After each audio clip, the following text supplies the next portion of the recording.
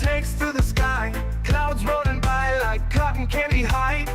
He lights up, his pipe stretching tight, floating free, gotta ease his mind. Wings spread wide through the blue, flying high, nothing else to do. In the cockpit, it's just him and the breeze, Captain Canada feeling at ease. Stretching time in the open air, flying high without a care. Captain Canada soaring free, smoking sky, all he needs.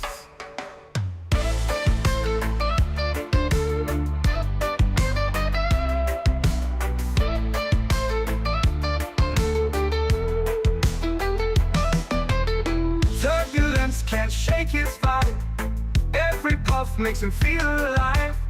He's the captain you can't confide, loving life and stretching time. Sunset glow as he climbs higher, heart beats to his own choir. With a grin, he takes another puff, for Captain C, no sky's too tough. Stretching time in the open air, flying high without a care. Captain Canada soaring free, smoking sky, all he needs.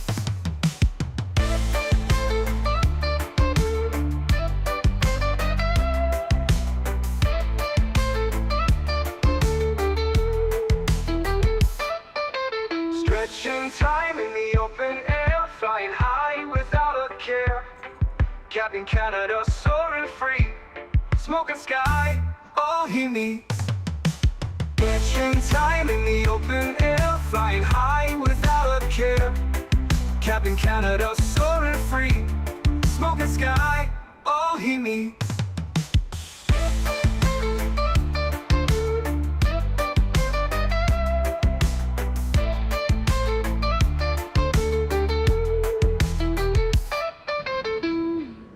Hello everybody, welcome back for another Microsoft 2024 live stream. I hope you guys are all doing well. Happy Friday afternoon. I just saw to the corner of my eye that's not running. Give me a second.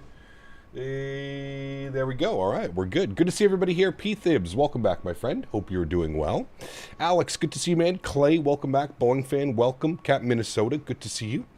Ian Crawford, welcome back, my friend. Mr. Chris Clark, good to see you, dude. Aviations YouTube, welcome back. Hope you're well. Mr. Greg Elwell's in the house, good to see you, dude. Tanner is here, welcome back, my friend. Clay, good to see you, my friend. Abheek, welcome back. Gary P, good to see you. Fred, welcome. Hope you're well. Joshua, good to see you. Tennessee Simulations, welcome. Chris says, hey Cap, yesterday I ordered a Ryzen 7 9000X3D, Kingston Fury 64 gigs, Corsair water cooling, and an Asus ROG Strix X870A. Hope I'll get great performance. You should. You definitely should. That's a pretty beefy system. You definitely should get some nice performance on that bad boy. Alex, welcome back. Hope you're doing well, man. Welcome, welcome, welcome. It's Lars. Good to see you, my friend. Welcome back. Mr. Diamond Mike is in the house. Good to see you, brother. J. Luke, welcome back. Guten Morten. Good to see you, my friend. Welcome back. Hope you're well. Matthew, good to see you, man. Craig, welcome back. It says, Cap, 9 hours into my flight from Doha to Brisbane and Volanta craps itself. Stops tracking my flight. Only 4.5 hours to go. I've been reading there's been a ton of problems with Volanta lately. I know it was affecting some X-Plane stuff as well. So, hey, man, like I always say, for me personally, I don't feel the need for Volanta. But I know some people like to track their flights, and I know some people like to keep track of all their flights and stuff like that. But yeah, no, I don't think I'll ever have to worry about that one. For tomorrow, can we do YYC to Honolulu and WestJet MAX8? It's a real-world flight. How long of a flight is that? That seems very long. That tells me it would be somewhere around 7 to 8 hours. Jay Sean, thank you very much, man, for your business class subscription. Huge no floaties to you, my friend. Welcome to the green team. Thank you very much for support, my friend. I appreciate that. Swayze, what's up, man? Good to see you, dude. Watching you in the X-ray department. Uh-oh, what did you break? Tyler, good to see you, my friend. Welcome back. Felix, good to see you, dude. Welcome. Hope everybody's doing well. Do you have experiment a lot with settings to get such a smooth experience? Yes. Especially in Microsoft 2024. There are a lot of settings that you can tweak and play with. Yes. Jano, welcome back. Hope you're well, man. Any chance we'd ever do a 320 Neo Ini builds again? Maybe. It's been a very long time. I'd probably be more likely to fly the Ini builds A321 Neo, but we could think about dusting off the 320neo. They're very similar, but in my opinion, better product. Alvatex does the same. Sorry, did I miss something, Kinetic? Or I don't know if you're talking to me or... your fat toe? Uh-oh, that sucks. ECAP, thinking of upgrading to a GPU. Is a 5070 Ti good enough? Yes. I would say that the 5070 Ti is the best purchase that you can make for a graphics card right now. For the home consumer, 5070 Ti is probably the best bet. Best bang for your buck. Calgary to Honolulu is 6.5 hours. Only 6.5 hours. Interesting. Well, the plan was to do it from Southwest out of LAX for tomorrow. I'll think about doing it out of Calgary, but yeah.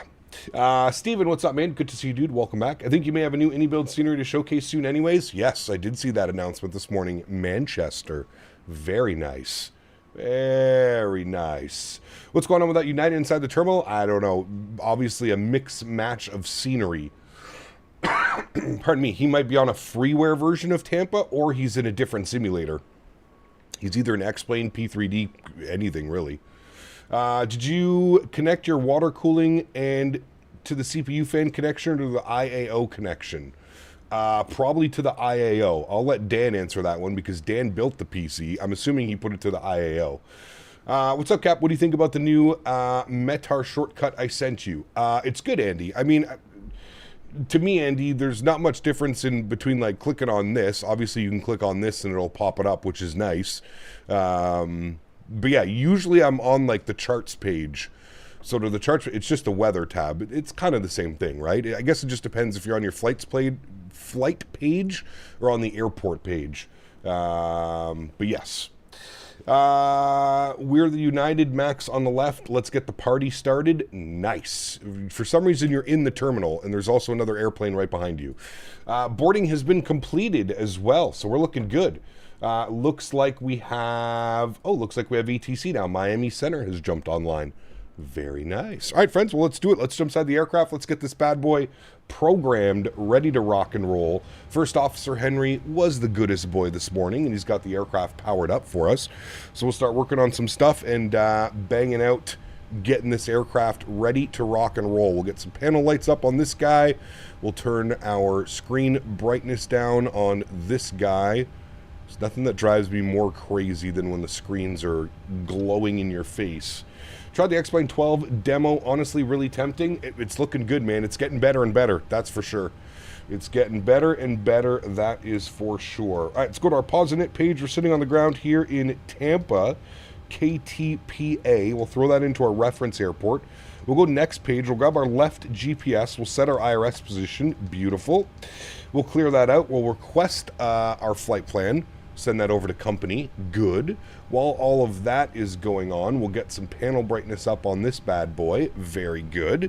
And then we can start loading up the aircraft. What the hell was that? Something just drove right through me. That was weird. All right, let's jump down here. Let's go to our menu. Let's go to our performance and payload, and we'll go to our weight and balance. Very good. Flight plan has been loaded, so we'll load that bad boy. Very good. All right. According to the wonderful sim brief, we have 148 passengers aboard the aircraft this afternoon. 148. Cargo is 2350, so we'll put 1350 in the aft, 1000 in the forward. Very good. Fuel for today's leg, 9.3, 9,300 kgs of fuel. We will set payload, we will set fuel, and we will complete that page there. Beautiful. All right, let's see. Wrong page. Let's see what our PDC clearance is saying. So we are cleared on the Gandhi 8 departure, Sabi transition, maintain 6,000, expect flight level 37010 minutes after departure. Departure frequency is Miami Center, 32.2. Contact 32.2 with ATIS for taxi. So pushes on us. Call, actually looks like we have Tampa Tower online now, so call Tampa Tower for taxi. Beautiful. All right, so let's jump down here, see what the weather's doing. Actually, we can grab the ATIS right off of that sim. ATIS information, Romeo, winds are 020 at 8 knots. Looks like we are departing runway 1 left No TAMs, runway 19 left and 1 right is closed. So only option is out of 1 left today. So that's what we'll be doing. We'll zoom this down here like so. Very nice. All right. Let's go ahead and plan that out, chat. Let's activate and execute our flight plan. Beautiful. Let's go to our departure page. We know that we're on the Gandhi 8 departure with the Sabi transition out of runway 1 left. We'll execute that. Beautiful. As for our arrival into Panama this afternoon, let's go see what the weather is doing in Panama. We have winds 150 at 6, variable between 100 and 200. Scattered cumulus clouds at 1,800 feet, 30 degrees, QNH 1011. Beautiful. All right, well, with winds 150 at 6, what runway should we be landing on, chat? I'm assuming 21 right? Because they're probably departing out of 21 left, so 21 right would be the arrival. I think that's probably the most accurate decision that we could make. I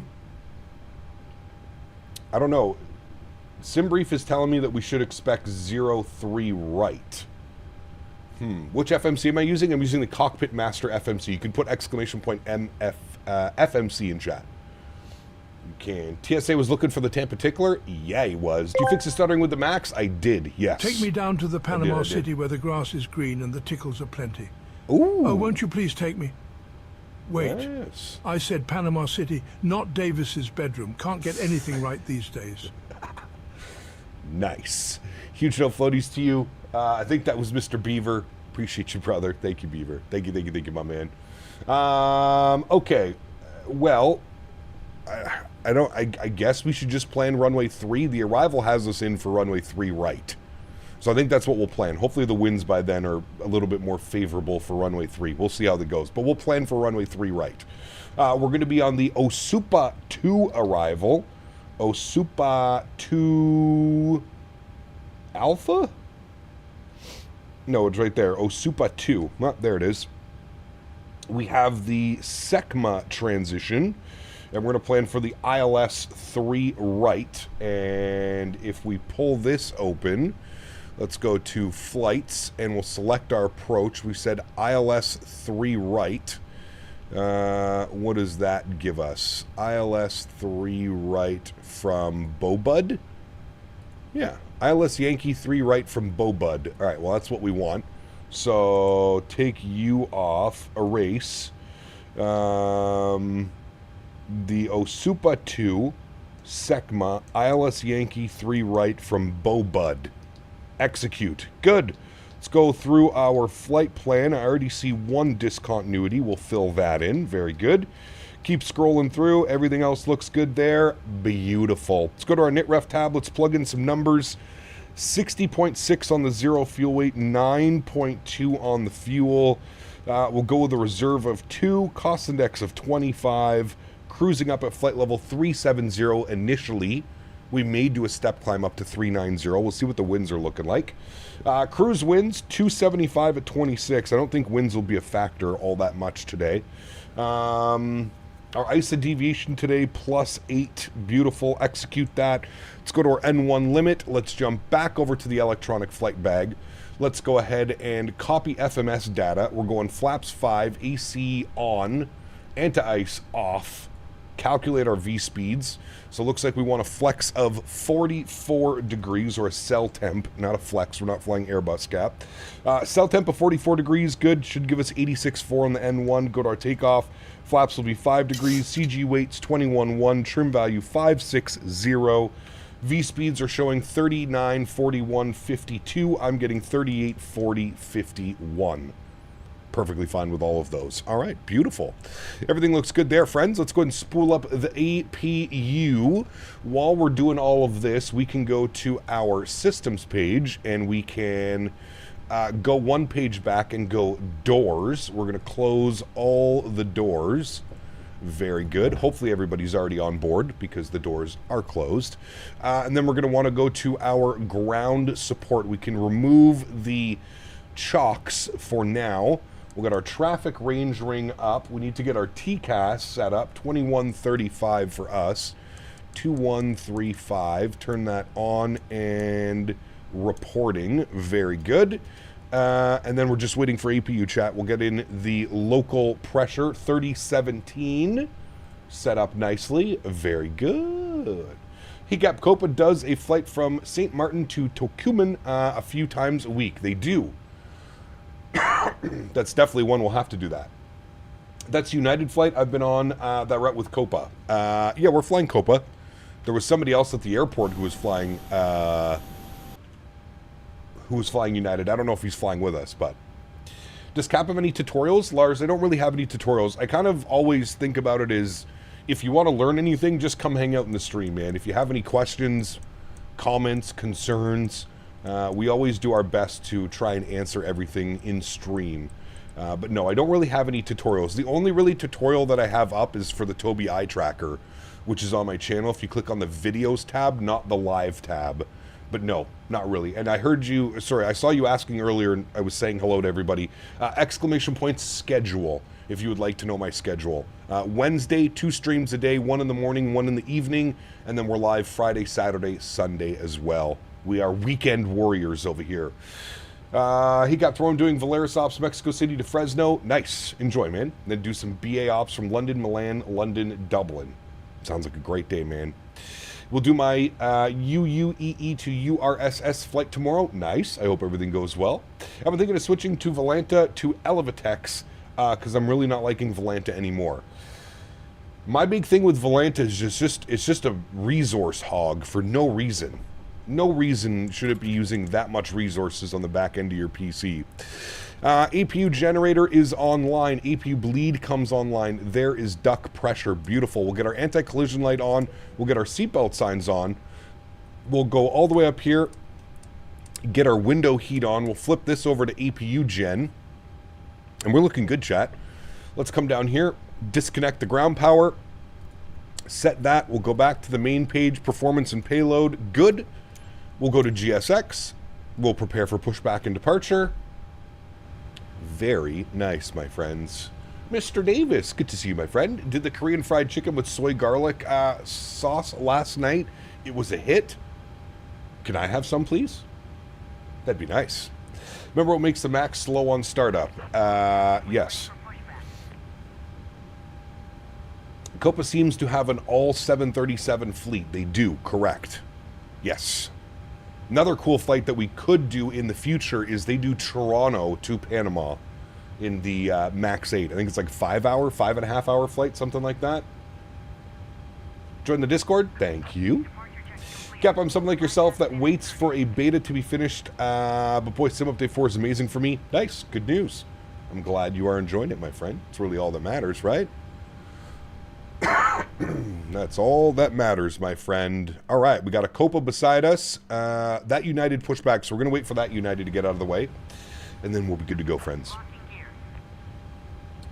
We will be good to go. We should probably have tower up. We'll go 19.5 for tower frequency. Well, let's get that in there. 19.5. Very good. And then we've got Miami Center on 32.2. So we'll get those guys up. Nice that we're getting some ATC out of here. Wasn't expecting that this morning, so that's great. I installed Elevitex and I use it more, and it uses more memory than Volanta. Damn. It sucks that all of these programs require so much resources to just run in the background. That's what irks me the most, to be honest with you. All right, we'll get flight directors left side and right side. Good. We are still waiting for that United aircraft. As soon as he moves, we move.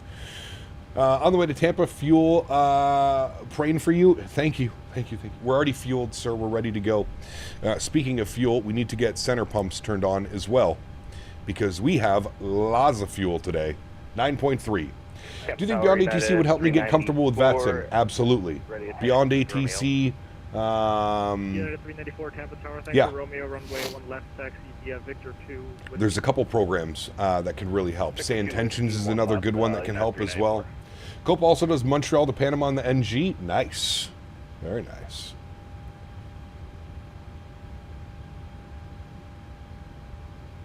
Very nice. All right, he is moving, which means what, chat? Time to stretch it out before we get airborne, because we are moving. It's an ice cooler right there. Yep. That's how Davis cools himself off at night. Using same intentions at the moment with Captain Canada as my co-pilot. My man. Beyond ATC, ATC phraseology is very pro. You will easily manage on VATSIM. There you go. Very good. All right, park brakes off. CPD, what's your favorite tickle spot? Asking for a friend. Under the airplane after midnight. Specifically under the right main wheel gear. Yeah, you know it. All right, everything looks good upstairs. We have bleed pressure. We'll go engine number 1 over to ground. Confirm a start valve is open. Turn those sounds up. And we're spooling up engine number 1. Back it up, Terry. Throw it in reverse, Terry. Such a good one, man. United 394, you turned the wrong way onto Whiskey. Hold short of Victor 3. Hold short Whiskey 3, sorry about that, United 394. You had to go left. American 315, remember to your taxi, turn left on Silly Mr. United. You're a Mr. Silly, you are Mr. Silly. Waiting for motoring to go away. As soon as motoring goes, we introduce fuel, and then we get a nice spool-up sound.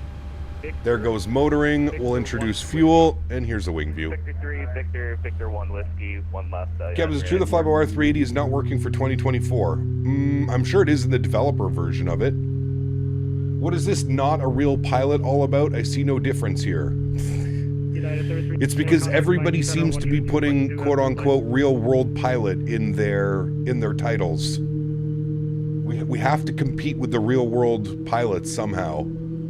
So by putting not a real-world pilot in my title, I'm hoping I can trick people into thinking that I am a real pilot. Sheesh. I mean, I am a real pilot. We all know I fly the MAX8 for Air Canada, but that's beyond the point at this, you know. Park brake is on. Engine number 1 over to ground. Start valve is open and 2% on the rise.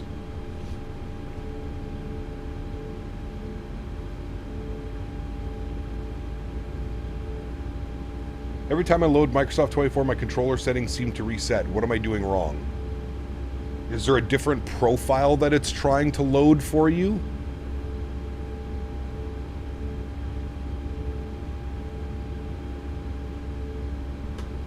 Has nothing to do with him, Jano, I can promise you that. It's literally all the pilots streaming now. Have you not noticed that this has become a trend? After COVID? A massive influx in quote-unquote real-world pilots streaming because they have nothing else to do because nobody was flying.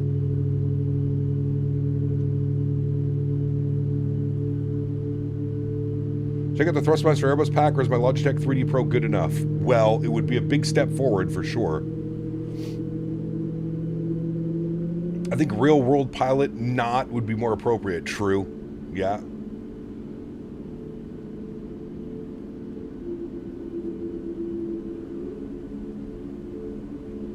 You're a real pilot to me, Daddy. That's scary. Upstairs, Gen 1, Gen 2, hydraulic pumps are on, probe heats are on, yaw damper is on, isolation valve to auto will go, packs over to auto, APU bleed can go off, APU can go off, start switches over to continuous, taxi light can go on, and we'll set flaps 5 degrees. Blue Star, what's up, my man? Good to see you, dude. Cap, are you going to get the Windwing landing gear panel stuff? No. After that landing in DC, you can fly any 737 I'm on? Hell yeah, bro. That was a great landing. We were professionals, sir. Alrighty. Very good. We will go auto throttle, VNAV, LNAV, and we'll let Tower know we are ready to taxi with ATIS information, Romeo. Tampa Tower, good afternoon. Copa 355 with ATIS Romeo, ready to taxi 1 left. Copa 355, Tampa Tower, thanks for Romeo, runway 1 left, taxi via Victor 2 Whiskey. Victor 2 Whiskey. Taxi 1 left, Victor 2 Whiskey, Copa 355. Thanks. Alrighty. This should be Victor 2 in front of us, I think. There's an airplane departing right there out of us. This is Victor 2, then Whiskey. Perfect. Very good. He-Cap doing Chicago to Vienna in an Austrian 200 ER. Storm Claudia is battering Ireland today. Long haul chillin'. Nice. Enjoy your flight, man. Some real pilots tend to stream more than flying IRL. Some? I would say the only one that doesn't CST is Flight Deck to Sim. I can't keep up with V1. I'm pretty sure V1 is a real world full-time streamer now. Same as A330 driver. This guy literally posts multiple videos a day. I don't know how the hell they do it, man.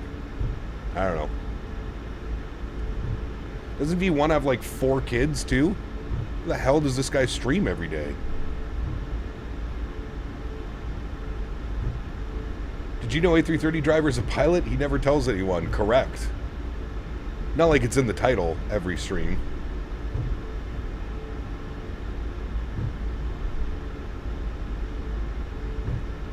Alrighty. There we go, friends. Out on Whiskey. All the way down Whiskey for 1 left.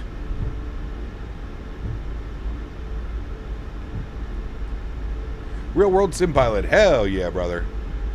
Don't worry, I'm right there with you. Kieran, what's up, man? Good to see you, brother. Welcome back. Hope you're well.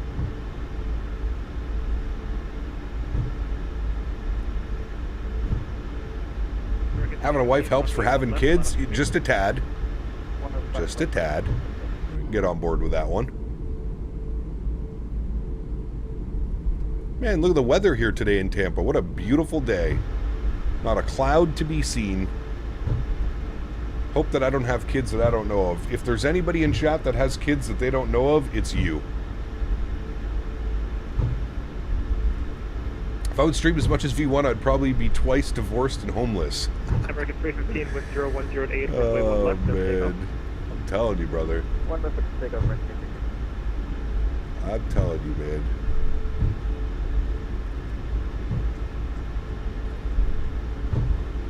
United 394. I mean, I will say this. I feel like it makes it easier to stream when people worship the water that you walk on. If you put real world pilot and you actually are a real world pilot, I mean, you see it, chat.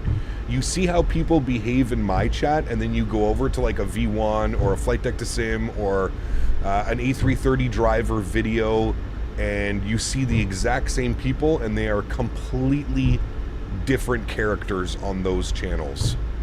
It's a shame. It really is a shame that people can't have respect for everybody in the community. You have to be a real world pilot to garner the respect of some people. It's a little bit weird. We live in a weird world on the internet and streaming sometimes.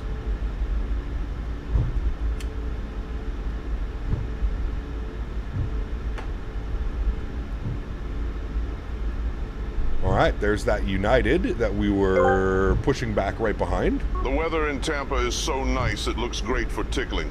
Very nice. This is professional tickling weather. Real world pilot is just a cheat code at this point. I tend to not really care. No, of course, hey man, I'm right there with you. But I mean, that's how you get everybody to click on the videos. It's I agree with you. It's definitely a cheat code.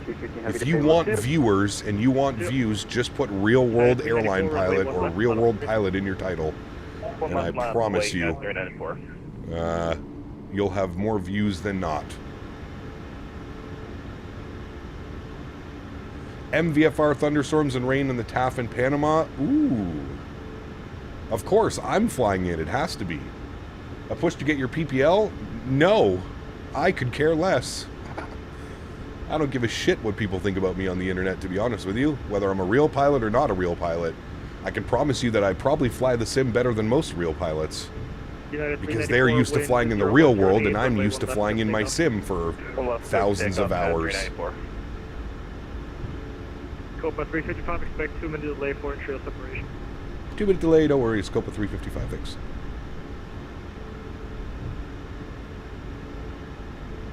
Couple minute delay here as we wait. Very good. Put it right here. Nice. Cool. And we'll pull the park brake. Very good.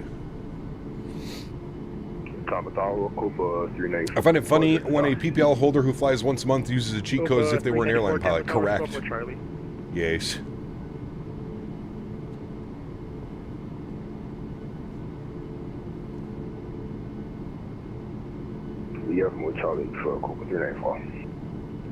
Copa 394, verify squawk tree 20, 3320. Could pay off to increase the views. No, it's not worth it, man. Trust me. Getting a PPL just so I can put Real World Pilot in my YouTube title is not something I'm concerned about. Copa 394, thanks. Runway 1 left, taxi via Victor 2 Whiskey, altimeter... Tomorrow's a semi-long haul. I think it's about 5.5 hours tomorrow. LA to Honolulu, Southwest MAX8. We'll do it in the AMUA 1 livery. 132.2, United 394, see you. Hopefully it's been updated for 2024. Has anybody flown that one, the AMUA 1? Hopefully I'm saying that correctly. Copa 355, runway 1 left, let up away. Let up away 1 left, Copa 355. Alright. Very good. Let's get our landing lights on, runway turnoffs, taxi lights can go off, strobe lights can go on, logo light and wing lights go on as well. Have you tried switching back to NVIDIA frame gen? I have not, dude. My sim has been running perfect. I'm not messing with anything.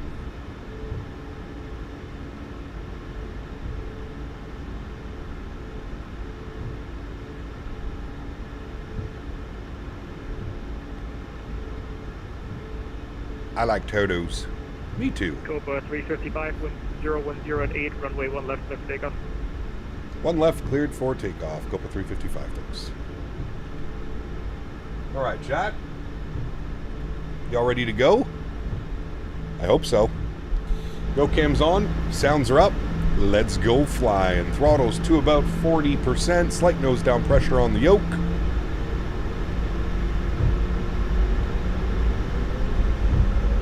We are stable and toga.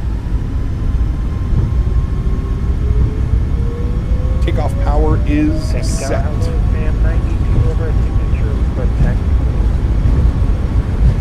80 knots, we're neutral. 1 left, taxi via Foxtrot 2, Delta, Juliet, 50, cross runway 10 at Delta, and cross runway 1 right at Juliet. V1.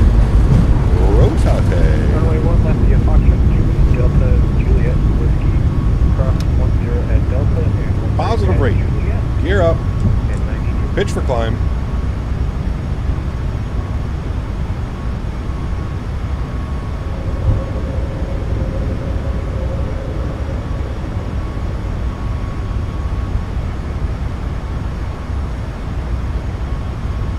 Copa 355, contact Miami Center, 132.2 at flight. 32.2, thanks for jumping on, giving us ATC, man. Appreciate you. We'll see you soon. Copa 355. Alrighty, over to Atlanta. Bring the Miami Center. Bring the sounds down a little bit. Speed check, flaps 1.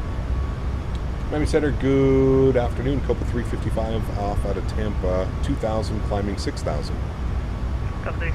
Speed check, flaps speed. 12,000, Copa 355. 12,000 feet, good. That is in there and set. We'll sync up our headings a little bit. Good. Jump down here. We'll bump this guy over like yonder. Very good, friends. Very good.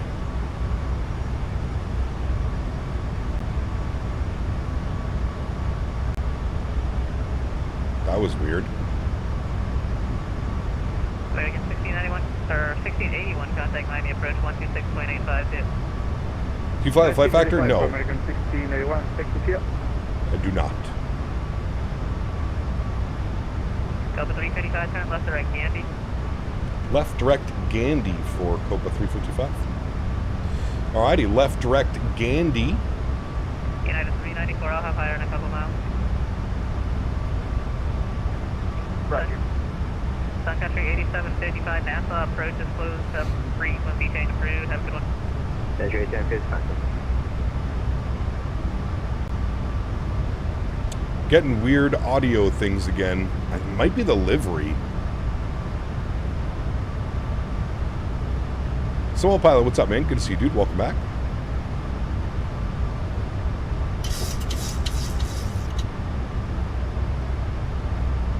Do you have the flight factor 7.6 and 7.5? I do. Yes.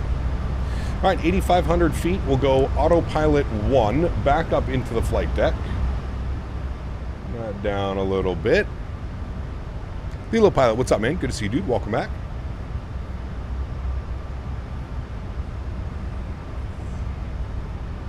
United 3394, vector for traffic, turn left heading 120. God, flying out of Tampa and into Tampa is so much fun.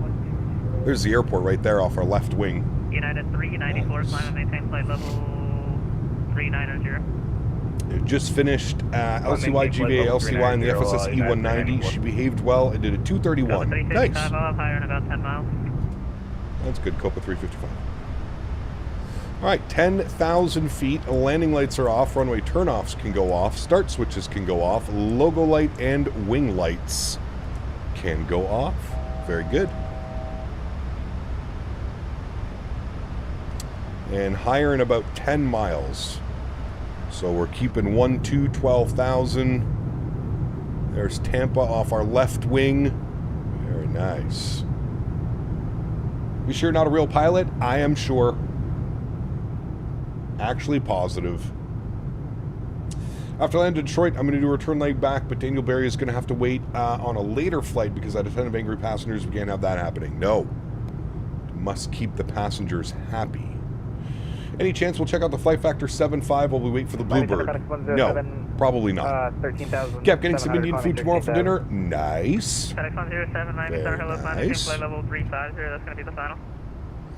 Climbing flight level 350, FedEx 107. Should get a good view of Tampa right down here. 2,000. Everyone wave to Davis. Correct, wave. Hello. Cap, what is the one plane that you wish you had in the sim? There's a lot. I mean, the 3 planes that I'm really looking forward to are all in development. Q400, A220, 75. All of those are in development. Sent you a message for something to troubleshoot after stream regarding the sound issue. Well, I think I've figured them all out.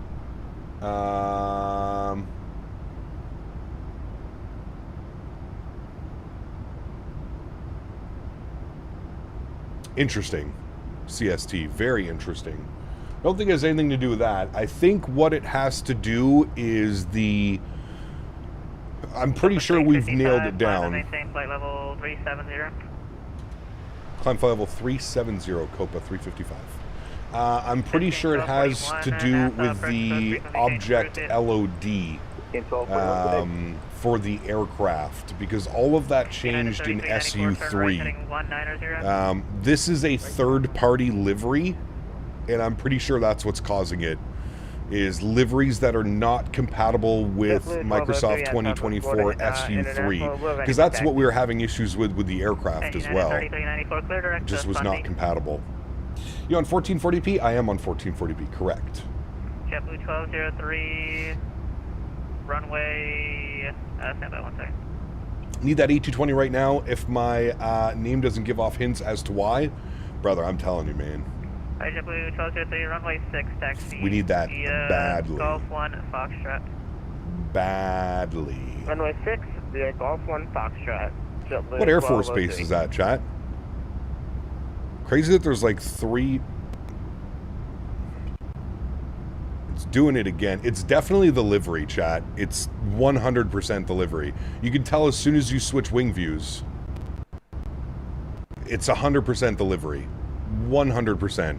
I think this is why we're only going to be able to fly iFly specific liveries, and I think this is why there's so little liveries in the iFly manager for 2024, It's definitely the liveries doing it.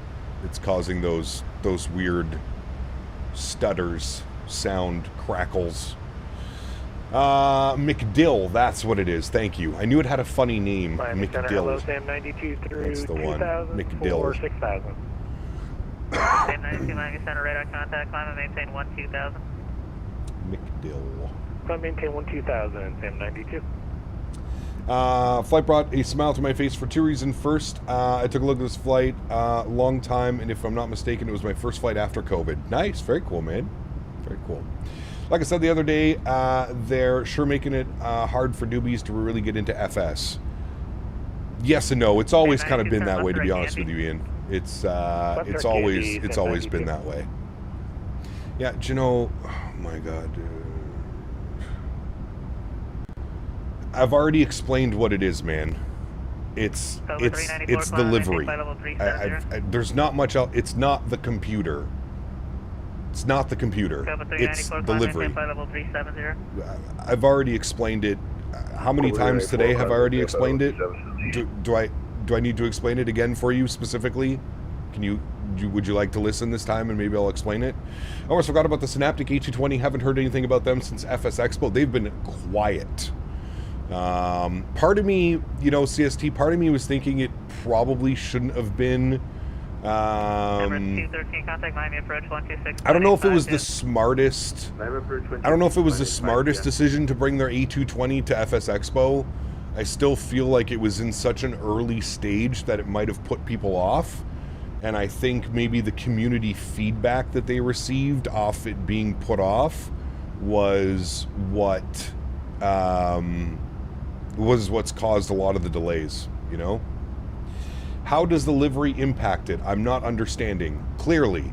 So, SU3, Sim Update 3, brought an entire new way of how the simulator handles LOD objects.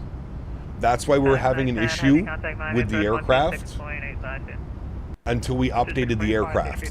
This is a third-party livery that is made for Microsoft 2020. It has not been updated to 2024. More importantly, it hasn't been updated for SU3, Sim Update 3 2024, which changed all of the object LODs. So, when we switch views like this, it's having problems doing the object LOD, which is why we're having audio problems. Hopefully that makes sense. So it's not the PC, it's not the airplane, it's the actual livery, which is why I said from now on, flying the iFly, the only liveries that we're going to be able to use are the liveries that are available in the iFly launcher.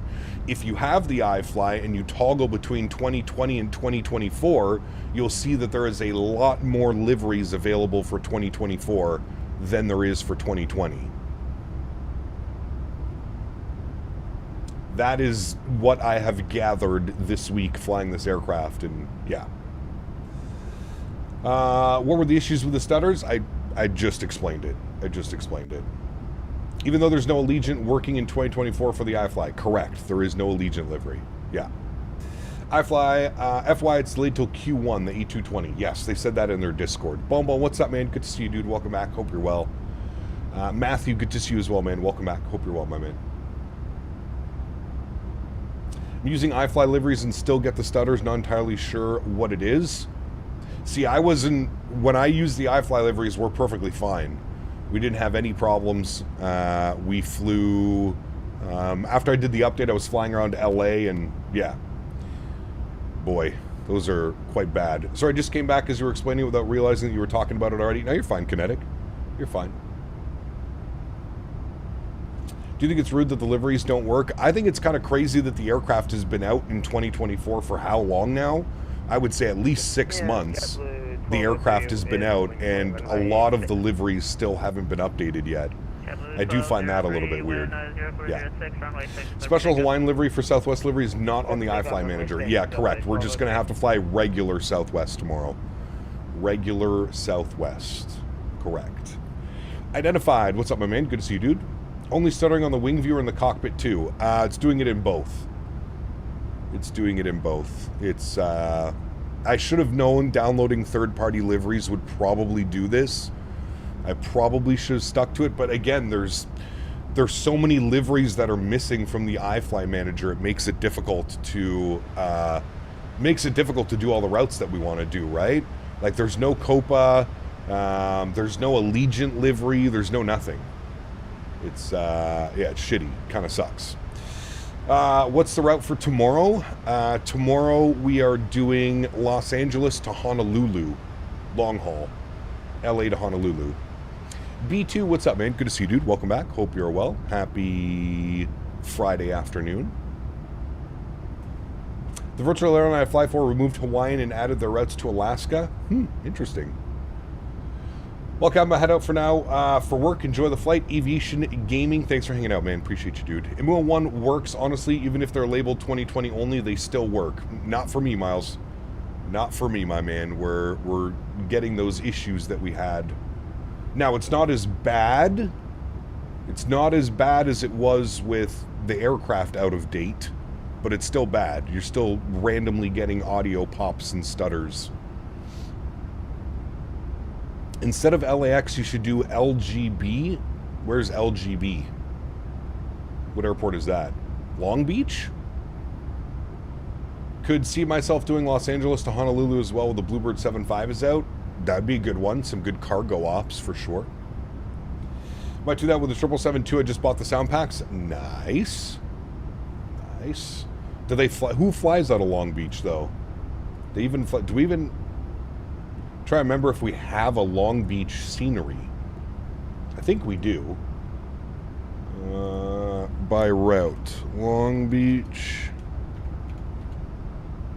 LGB to PHNL. Who flies this? Hawaiian and Alaska fly it. They fly it on the 321 Neo. Oh, Southwest also does operate it. Southwest operates it on a MAX8.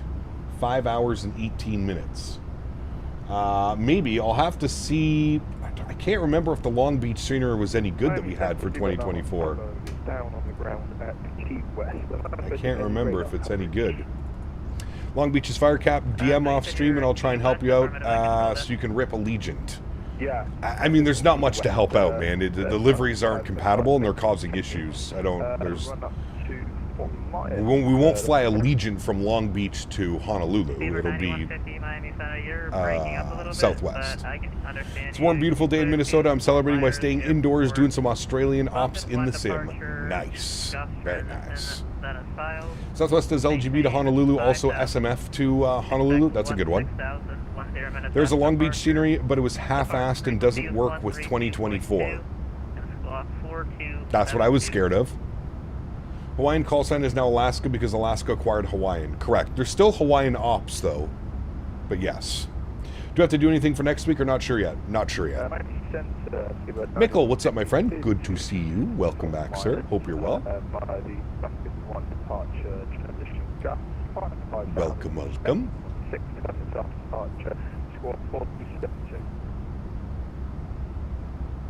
Bird 9170, you're still breaking up, but it sounds like your readback was correct. Call me for taxi US 073012. MK Studios just dropped. Helsinki V2 performance is excellent on 2024. Nice. Good to hear. We'll have to take. We'll have to go back to Helsinki at some point. We just achieved 4,000 feet. JetBlue 1203. Either way, I'll be listening tomorrow. I'll have to keep switching the garage over to winter stuff, snowblower, ATV maintenance incoming. Uh-oh. Get it all ready to go. Get it all ready to go, my friend. Was that for me? Nope.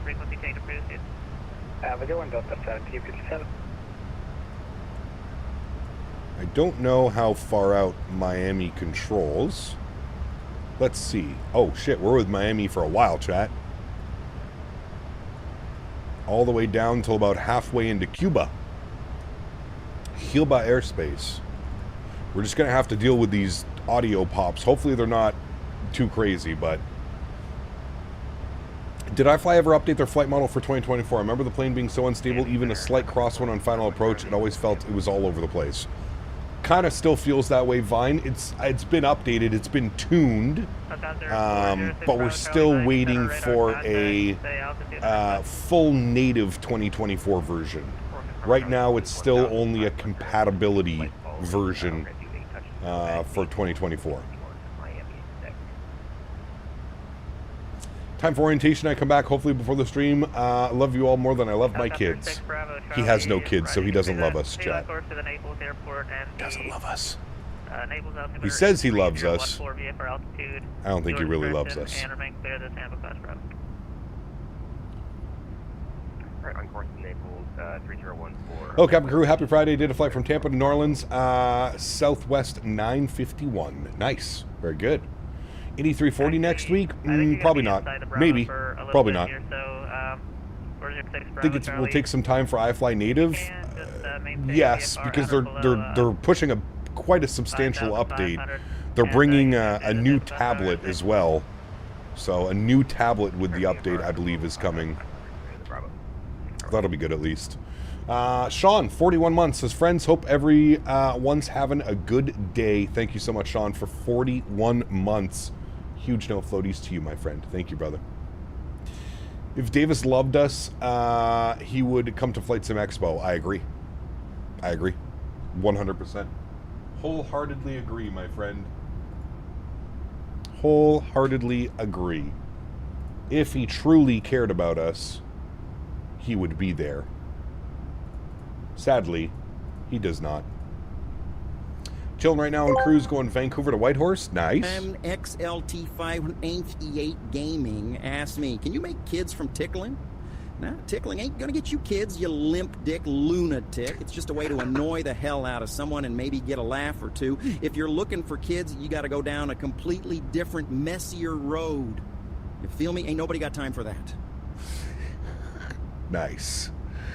Very nice.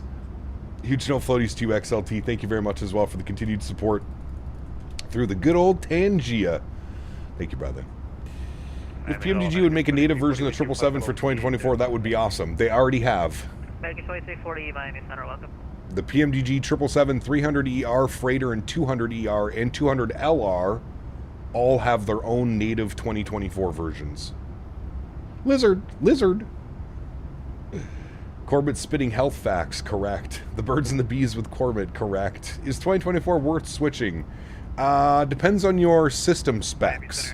If you have a beefy PC, yes, I would say it's worth switching over. Climbing flight level 390. Good morning from IMCU. Certainly 1473 Miami Center, welcome.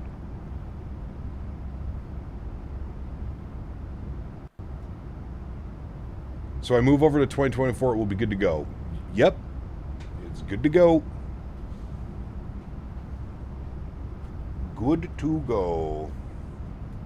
Is it so much better? I mean, there's a lot of things that are better from 2020, if that's what you're asking, yes. United 3394, Havana Center. Still some issues here and there, for sure.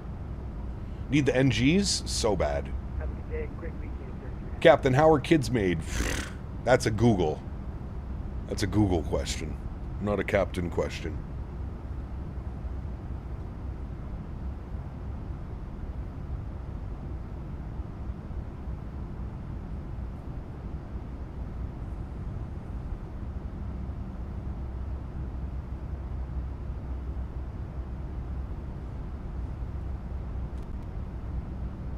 At some point, everyone will have to switch over to 2024. I mean, I think 2020 service is still like for another 4 to 6 years. They're still going to be servicing 2020.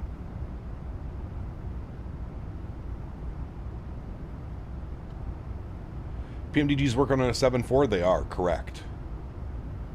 As long as you have a medium end PC, yes, just get auto FPS and tune your settings properly and you'll be fine. Could be, yeah. It's true.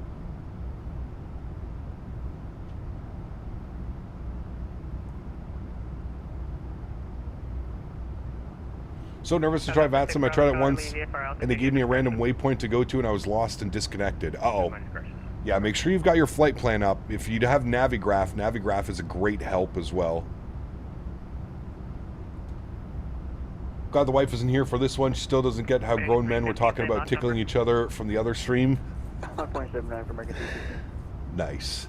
You said 0.79. Loaded into SU-4 beta and all my payload aircraft didn't work. Luckily I went back without losing anything. Ooh, you're lucky. You're lucky. 0.79, we're good, American 315. XLT588 Gaming asked me, if kids are not made from tickling, then how are kids made? Now, you little shit stirrer, let me enlighten your naive ass. Kids are made when two people bump their naughty bits together, raw dog style, until the whole room smells like a day-old fish market. It's like a deranged science experiment with a splash of magic and lots of sweat, grunting, and sounds that shouldn't be humanly possible. Eventually, after some messy months, a tiny human emerges. Ain't biology... Looks like we're Mach 791, Copa 355. That was a great analogy. 1879, Copa 355. Jesus. 394 center. Oh, man. I mean, that was a great explanation for anybody wanting an explanation. Thank you, XLT, again. Appreciate you, my man. Did a good job. Yeah, that was unreadable. That's a fun flight, Air Canada 08. That's a long one, isn't it? Mighty sent to speedbird 9150, ready to push and start. It's still unreadable. What version of the 7.4 is PMG working on? They're doing a 100, a 400, and an 800. A 100 SP, a 400, and an 800, I believe, are the variants from PMDG. Well, I guess I don't need to use Google anymore. We got Cormit. Have a good one. Around 2.5 hours? That's not too bad. See ya, JetBlue 1203, Jacksonville is closed, frequency change approved. Frequency change approved. Have a wonderful weekend, JetBlue 1203. You too. Is there an RJ200 in the sim? There is not. No. We have an RJ 550, 79, and 1000. No 200 though. Apparently there's not enough data for developers to make it 200. To taxiway Alpha, or you're pushing in the ramp? Andy, checking in from the air, my man. How was the trip, Andy? 4 hours away from landing? Brother, at least you got the tailwind this time around, right? I just want the NGs in 24. It's been over a year since 24 came out, but hey, it may happen before the end of the year. It will definitely, hopefully. Figured we're in for a good one when Cormit called XLT a little shit. That's right, you're on Fridays now. Got to get used to the new schedule. Yes, Wednesday, Friday, Saturday, Sunday, my friend. Didn't Aerosoft make one for X-Plane? No, that was J Roll-On. The J Roll-On. CRJ 200. Hello, with 18.5. The J Roll-On. Initially it's the 100 and then the 400 and then they'll do other variants after those. Well, there's only another variant, the 800. Flying home about 20 pounds heavier. The food was so good, my man. Would you like to hear? Good afternoon, Clapham. JetBlue 1203 just got handoff from me, Center JFK bound. How are you? Simply good to see you, my friend. I am well. Thanks for asking, man. Okay, that doesn't tell me anything. What departure are you on? What arrival are you on? Was the J Roll-On CRJ 200 any good? Yeah, it was okay. It wasn't, like, it wasn't Tolus or Flight Factor level. It was okay. Got the job done. How are Leafs doing at the bottom of the standings? I mean, I could have called that one, dude. Terrible defense, mediocre goaltending, and you lose Mitch Marner. It's a good, it's a good way to do that. That's better. Fearling was at 1825 Miami Center. Absolutely, P-Thibs. Miami Center flight level 230. Isn't there a 200 variant? There is. I just don't know if PMDG is going to be doing one. And 230 is going to be the final. Would probably make sense for them to do one if they're doing the 100. Thinking of buying some rudder pedals, can you recommend me one? Honestly, all rudder pedals are good. Like, it just completely depends. You can go like on the cheaper end, you've got the Thrustmasters. You can go a little bit more expensive. You've got Logitech, you've got Turtle Beach. There's a lot of options for rudder pedals. A lot. I've been using the same set of rudder pedals for about 6 years now. And I love them. Absolutely love them. All the classic PMGs will do the 1, the 2, the 3, and the SP. There you go. 3084, flight level 37. Good question for you. Are your gates working with GSX? For the life of me, I cannot get them to work. They are. Are you on 2020 or 2024 simply? Say it till I'm blue in the face that it's freaking wears sweatpants and immerses to the rink with a culture killer like the Leafs knew it was coming. God, I miss Grapes going off on these guys. Correct. Do you think Thrustmaster pendulars are still worth it given Windwing's FFB ones for a similar cost? Have you seen the Windwing FFB ones, Jano? Good luck getting those rudder pedals to work with anything else. That's the one thing that I will say about Windwing with some of the designs that they've had recently is their rudder pedals are basically forcing you into their yoke system because they just... There's no way that you could put those rudder pedals anywhere else without the Windwing yoke in between them. They're so big. No, I would suggest the Thrustmasters all day long. The Thrustmaster pendular yoke and the pendular rudders are probably the two best products that I have. I really don't care about the classics, but I do like the 300, which I plan to get between the 400 and the 800 variants. I'm really only interested in the 400 and the 800, to be completely honest with you. That wing looks like a United Old Livery 7.3 in the Copa. Could be. Could be. 2024 on GSX, I click Operate Jetway, and I get this airport has a standard Jetway message, and the Jetway would not move. If I go to install and replace the Jetways, it says I can't. Yeah, you can't do that in 2024. That's why I was asking you if you had it for 2020, because in 2020 you can disable default jet bridges, but you can't do that in 2024.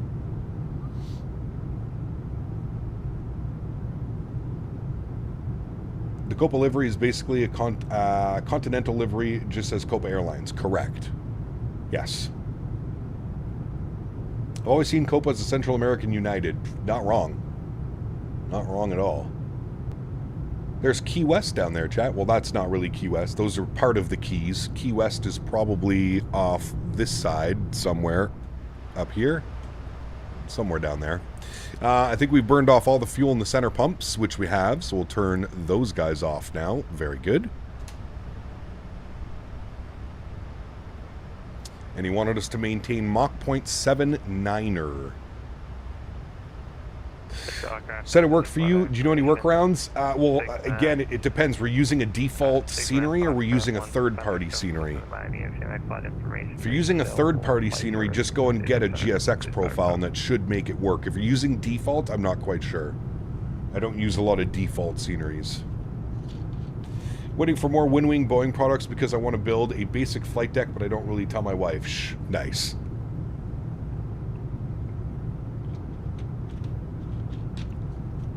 Once PMG releases the 800, I'm going to switch over to 2024.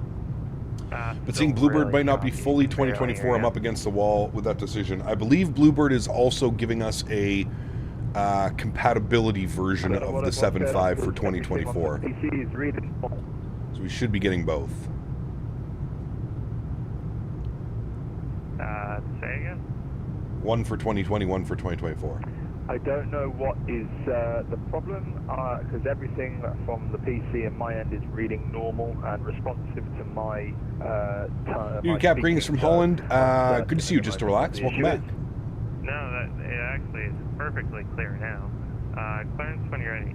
Continental had 49% share in them, so they ended up going with similar livery due to intense investments from Continental, like code shares.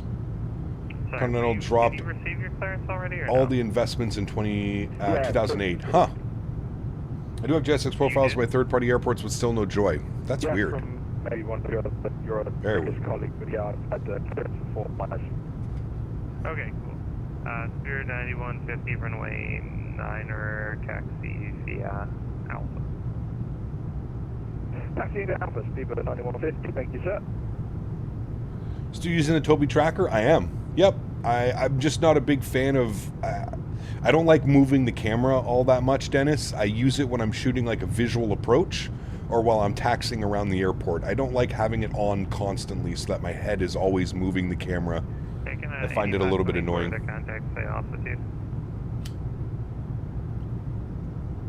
Compatibility always isn't a good thing. You're correct on that.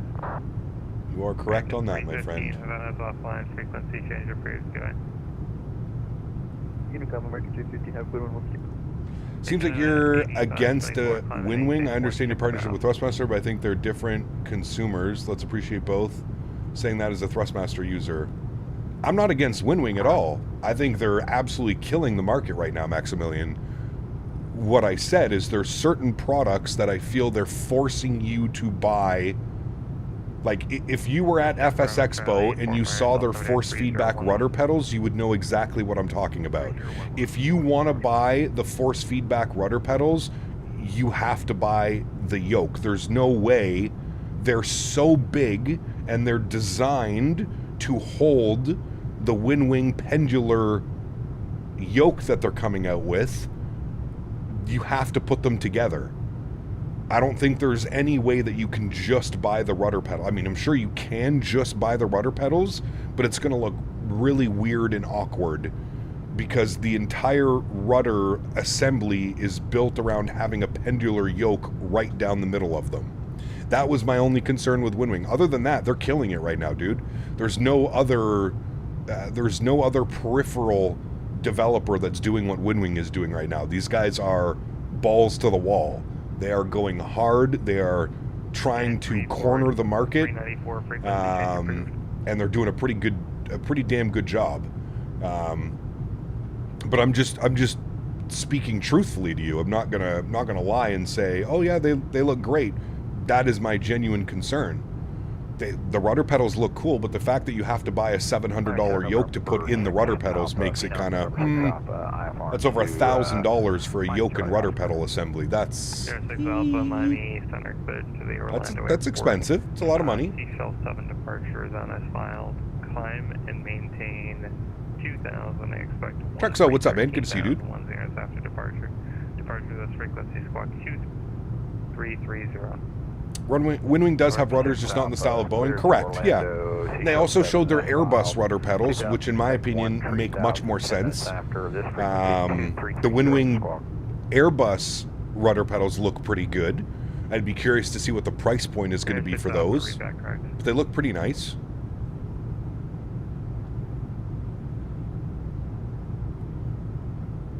So the force feedback wouldn't natively work with an Airbus setup? That I don't know. I don't know.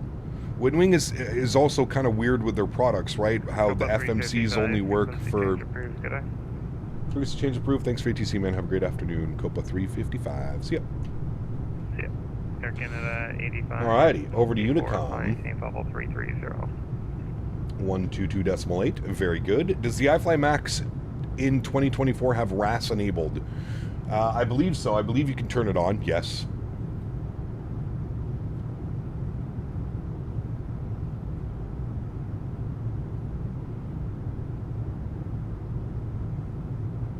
I don't think the Airbus rudders that they're putting out are force feedback either. Winwing has a 777 PFP, they do, but I think what Winwing should have done is, instead of making different, but one could argue the price point, and that's probably why they did what they did, but to me it just feels like they're forcing your hand, like you have to buy this to get this to work accordingly, and I don't know. Bought into force feedback with the Moza side stick, so I was holding off on a pedal upgrade. May have to investigate it a bit more. Yeah. Yeah, I don't know if their Airbus ones are going to be force feedback as well. I don't know about that one. We'll have to check.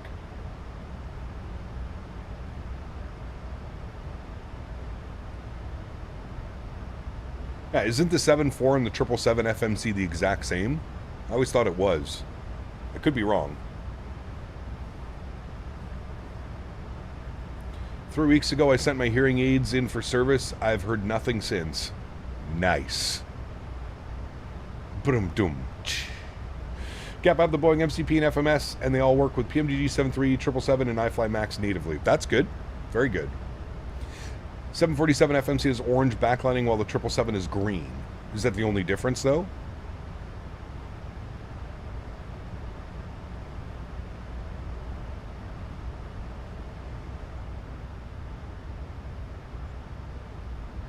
Tomorrow we're flying from LA to Honolulu.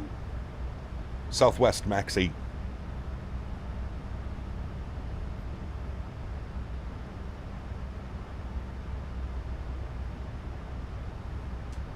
Turns out their FFP pedals aren't going to work. I'll just get the Thrustmaster TPRs and add the dampening. Could do that as well, yeah. I was going to say, Dan, are you taking Varun's place today? Apparently. My goodness.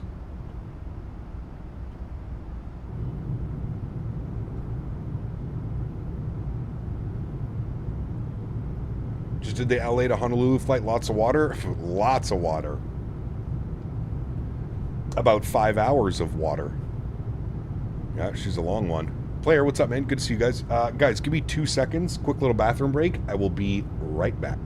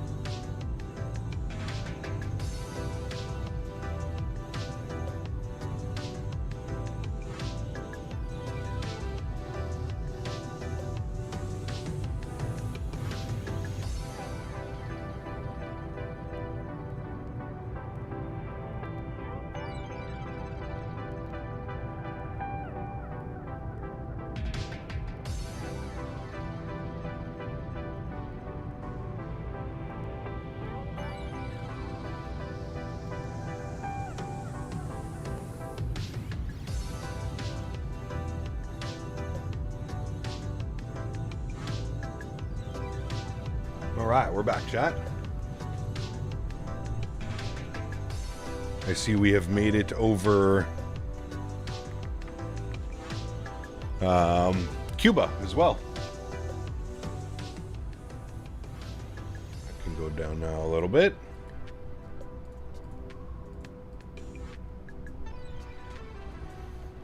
Ken and Jen, what's up, my friends? Good to see you guys. Welcome back. Having a great Friday, man. The early weekend. Have to be careful when flying the 747 as a very big and heavy airplane. Correct. Correct. We are on our way down to Panama.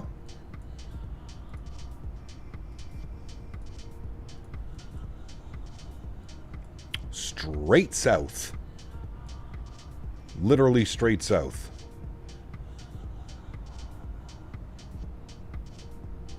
Can't remember the last time we flew into Panama. It's been a while. Because, you know, it's been almost 5 months since we've heard anything about the A220. I mean, usually that's a good thing, James. Usually that means the developer is hard at work. That's what you'd like to think, at least.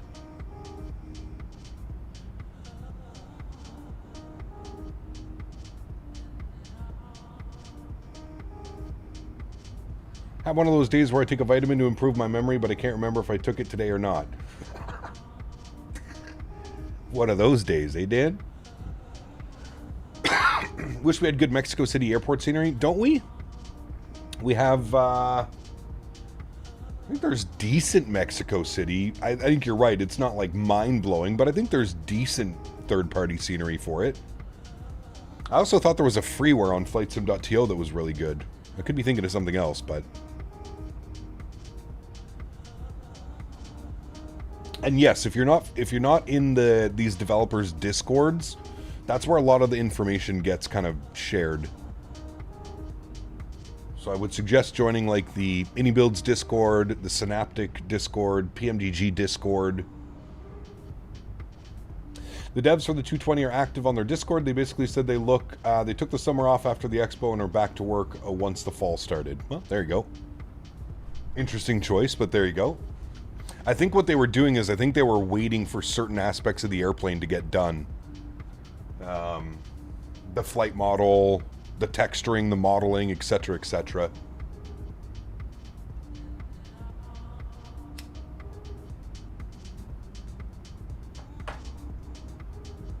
We come here for the updates? Well, I learn from you guys, so...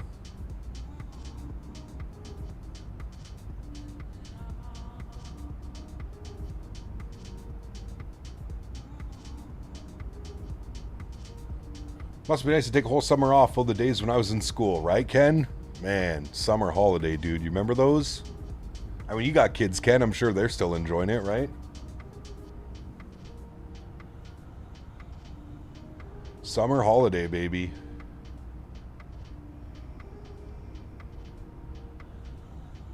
Oof, Ian, how much is that going to cost? We were having all kinds of issues with the ATV we bought out at the farm. We bought the ATV with the property. Had a blown head gasket. Fiance's dad fixed it for us. Then something else went, and something else went. Now it's running perfectly fine. But yeah, it's been literally years of chasing down issues and fixing them as we go. I'm using ChatGPT to give me some flights like IRL. Nice. Nice. I just prefer using Flight Radar 2.4, but... What's a holiday? Nice. Holidays are important, Mr. P-Thibs. Like, everybody should take off the second week of June and go to Flight Sim Expo. That's a holiday. What's my FPS right now? 60 locked. Do you have a Flight Radar 2.4 subscription? I do, yes. I have a silver membership, Kinetic. It's not a lot, a bit over $150 with the fluid, and then check the disc, the brakes, etc. Oh, while I'm tearing things open? Eek. How long is the flight? Just over 3 hours. 3 hours and 6 minutes, I think, is something like that. 3 hours and 5 minutes. I'm a mailman. We don't talk about the holidays this time of the year. True.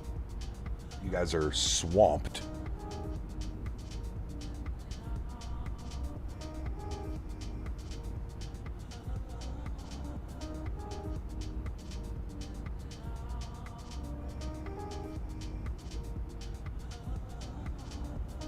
Next holidays, Christmas for me will mostly be spent nesting and building furniture. Nice, dude. When TVs go, they go, especially with an unknown history. Glad the heads weren't warped out of tolerance. No. No. The only reason we bought it is because it was, I forget what it is. I think it might be a Can-Am ATV. Anyways, the reason we bought it is because I guess they're more reliable than the other ones, but yeah. Gonna hop off here, catch some tomorrow blue skies. Take care, Boeing fan. Have a good day, man. I'll see you tomorrow.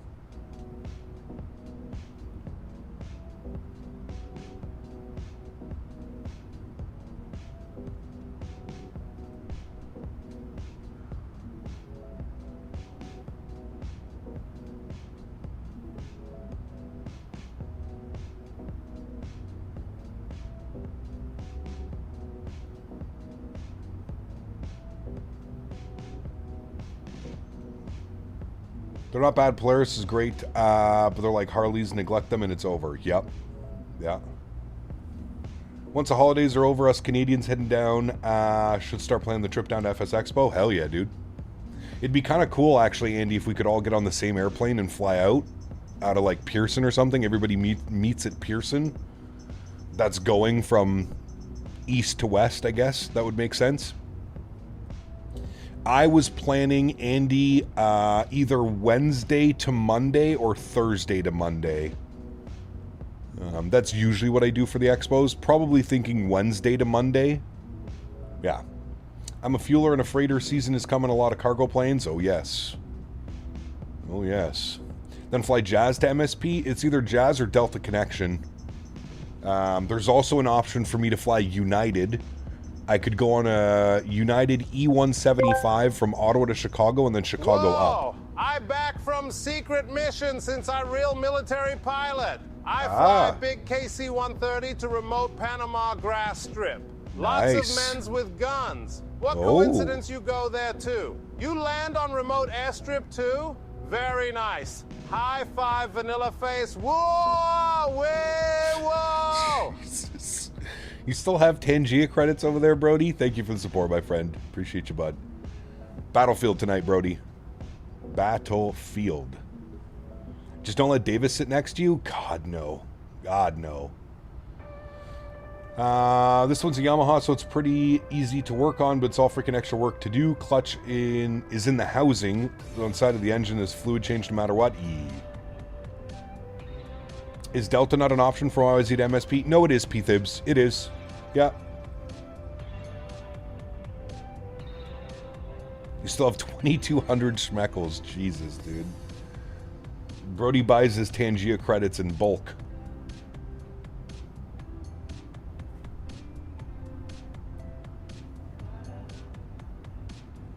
I mean, 2,200, that would be... Yeah, that's like... No, that's like $22 worth.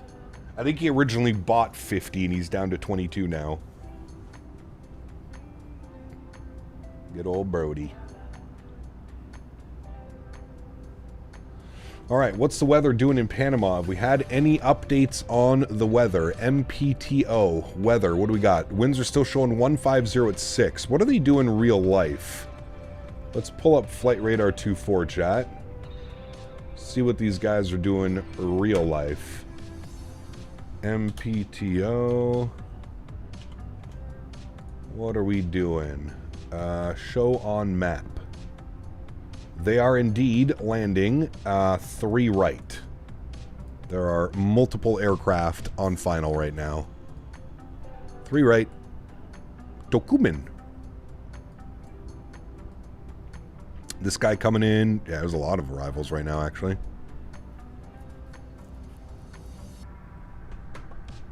Alright, well, we know what to expect. We're keeping it with 3 right.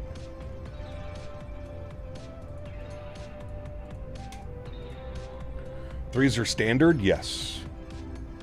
Been away for the last 2+ weeks. Can't wait to get back into the sim and jump on Battlefield 6. My man. bought $100 worth? Jesus, dude. You're crazy.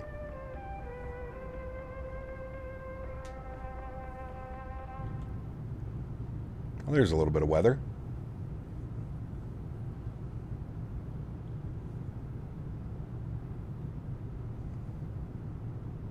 Cap Carolina, what's up, man? Good to see you, dude. Welcome back.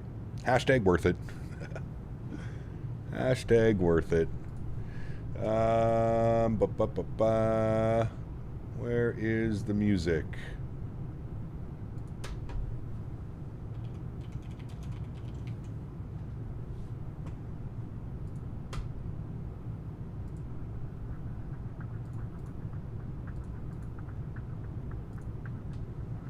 That current one from earlier still has me laughing my ass off, dude.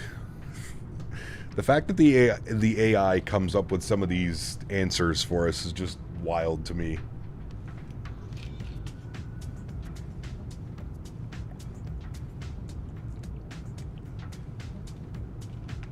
PTO was a great airport.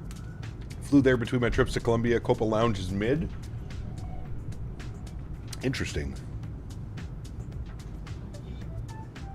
I don't know how much I spend on Tangia. Dude, they're so good. They're so good.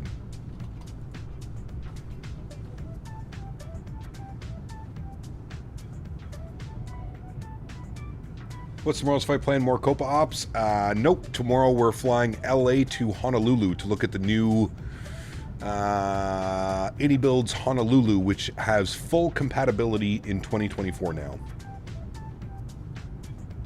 A little bit of a long haul tomorrow.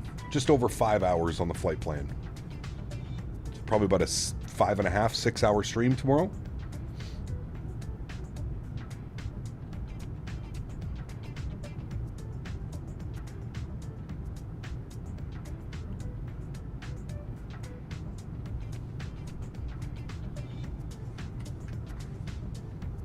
I mean, there's no gray area earlier in that one. I mean, none. When you can roast chat and a person is paid for it and have a locker room level of commentary, chef's kiss, correct. What's the plan on Sunday? Sunday, we're probably going to do some island hopping down in Hawaii. So we'll go like Honolulu, Kona, check out all the islands, do some island hopping on Sunday. Alternatively, we could do a community fly-in on Sunday, and I think what I'll do is I'm going to put up a poll for tomorrow, and I'll let you guys decide. It's either we do Southwest island hopping in Hawaii, or we jump in our favorite GA airplanes, and we go flying around the islands. We just throw on the multiplayer, Microsoft multiplayer, and we just go. I've been wanting to do that for a while, and I think Hawaii is the perfect place to do that.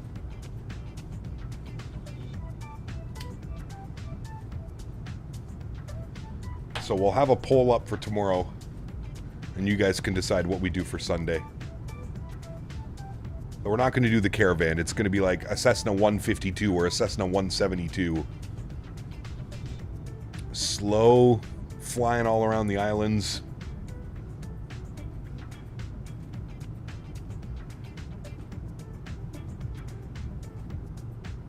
See how many little landing airstrips we can find and land at. Is an F-16 considered GA? Sure. Why not? Although your takeoff speed is probably triple the speed that we'll be flying at.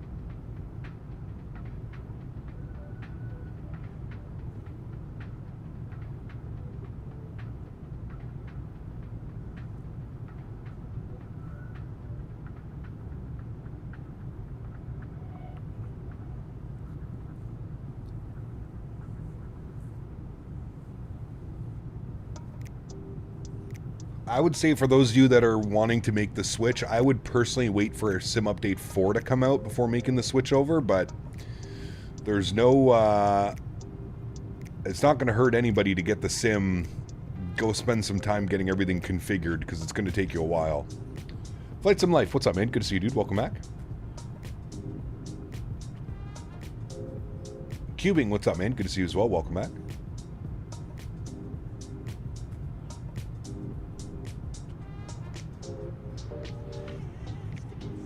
Serial Killer, thanks for your subscription, man. Welcome aboard.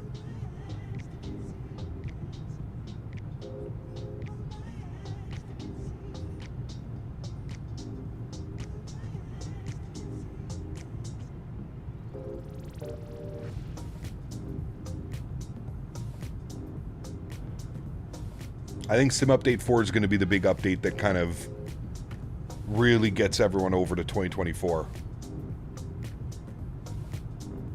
Gonna hop over to 2024 after you get your 5070. Nice. Yep. Smart move. Smart move, sir.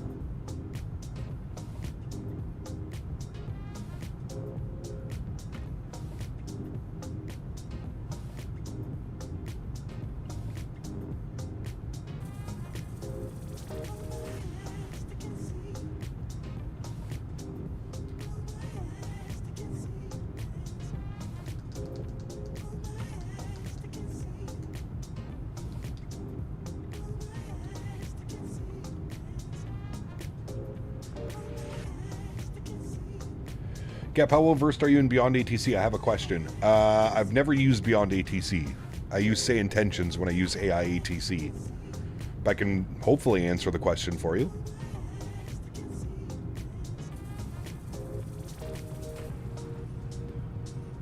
What's the most painful thing about 2024 that you found out about the sim? Setting up your controls properly. The UI is a disaster.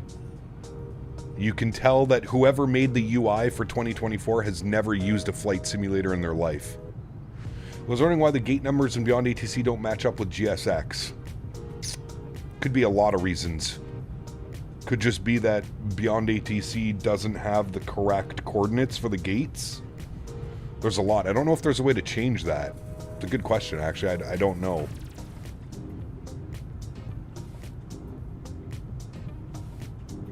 It most likely is GSX not giving you the right gate. What I can suggest is if you fly into an airport, go see if there's a GSX profile on flightsim.to. That would probably be the best help.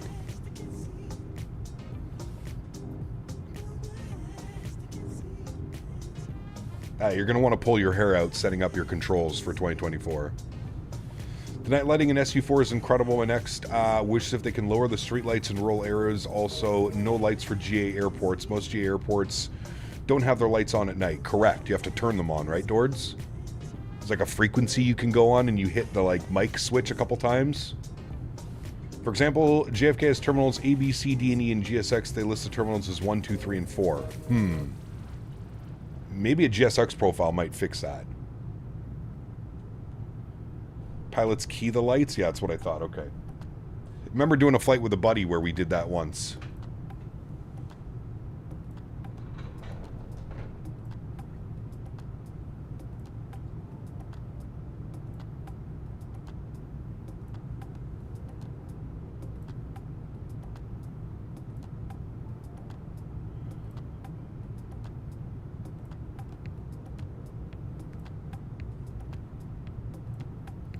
Any JFK, so I thought GSX was built into that. No, you probably have to take the, I believe the AnyBuilds, no, go to the AnyBuilds launcher and just install the GSX profile. You have to do it automatically.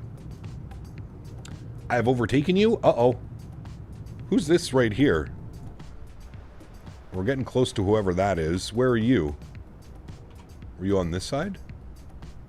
I don't know. I see somebody up there. Never had any issues with Beyond ATC at JFK. There we go.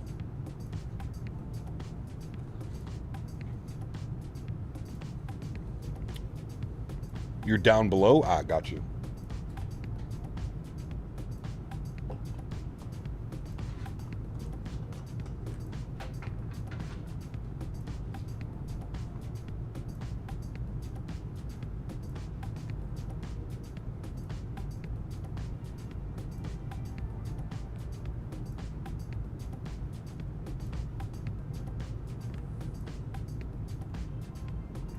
Didn't download it. That was the issue. Thanks, Cap. Yep.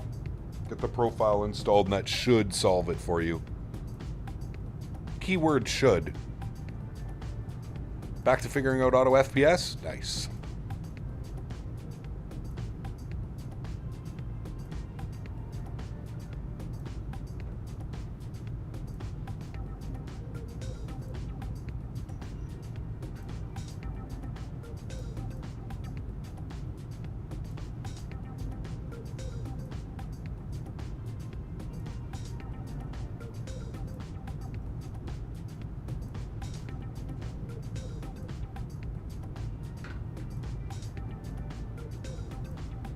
Have to go back to Albany and back tonight. Should be cool seeing the snow on approach. Most of the snow, at least here, has already melted. I can't speak for Albany, but it's been warm enough here where all the snow is virtually melted. There's not much snow left here from our snowfall we had last weekend.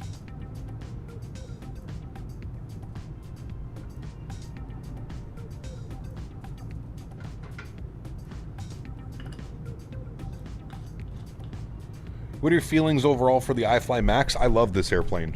It's one of my favorite airplanes.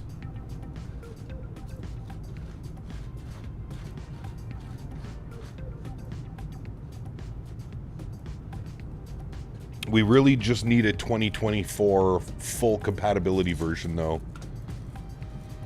Did you get a chance to see the Northern Lights 3 nights ago? I did not. Nope, I didn't see them. Now, to be fair, it's been cloudy as hell here for like the past week, so I don't even know if I would have been able to see them. It's been so cloudy all week.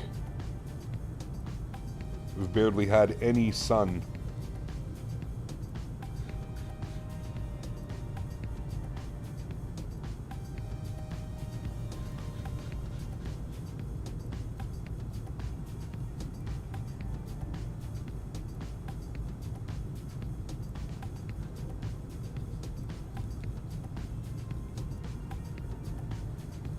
Waiting for PWG 73 and 24? Yes, we all are, my man. We all are.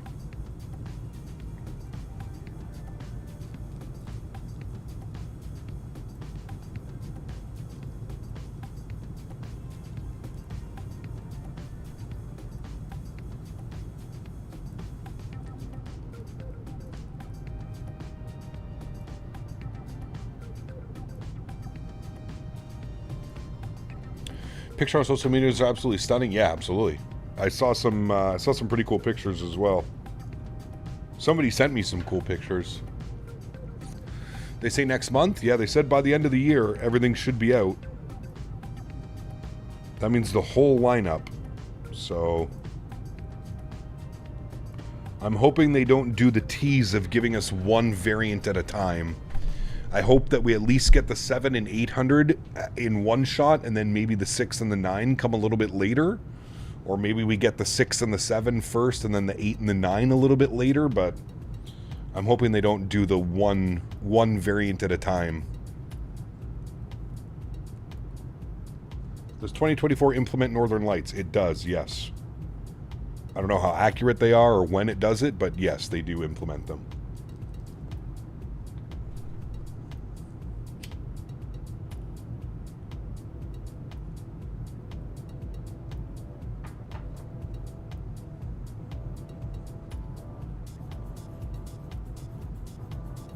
Plan on doing any Saab 340 ops? No. I did not have that on my bingo card.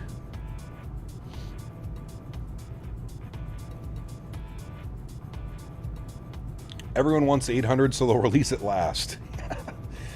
Sounds about right. The Boris 777 sounds are insane. They are. They're incredible, man.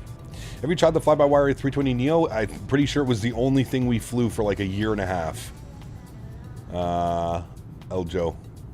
Yes, I haven't flown it in a very long time. But yes, I have a lot of time flying the fly-by-wire 320 Neo. A lot of time. It sucks that that aircraft still can't do RNAV approaches or departures.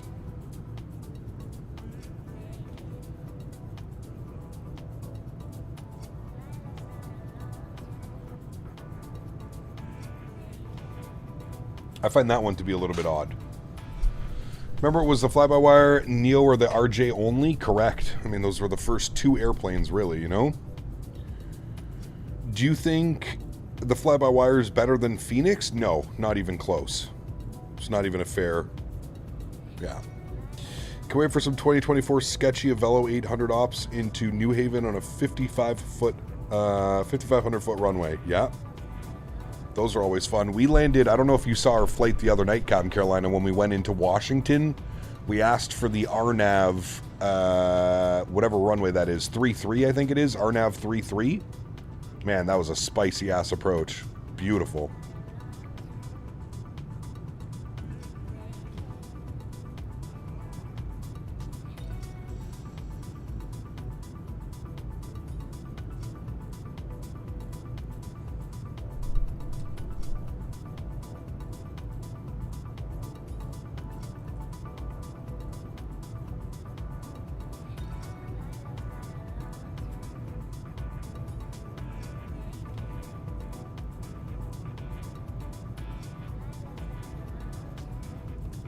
Simon! Well, hello, buddy.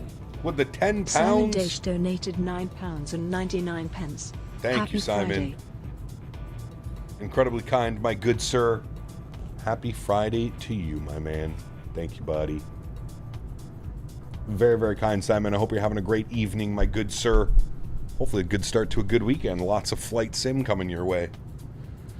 Have you taught the fly-by-wire 380? It's not bad. I'm just not really a big 380 guy. I don't do a lot of long hauls. It's not bad. For a freeware airplane, it's incredible what they've done, but... no, we did the Mount Vernon Visual Runway 1 break-off for the RNAV 33. It was the first time we'd ever flown that approach. It was pretty fun, man. Pretty fun one.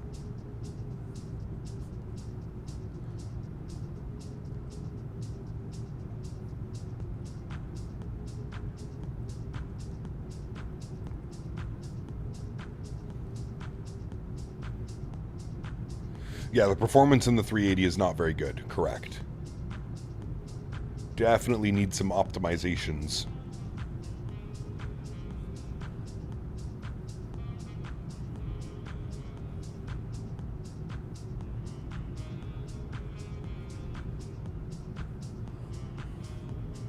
Will there be any more streams later, or is this the only one, Cap?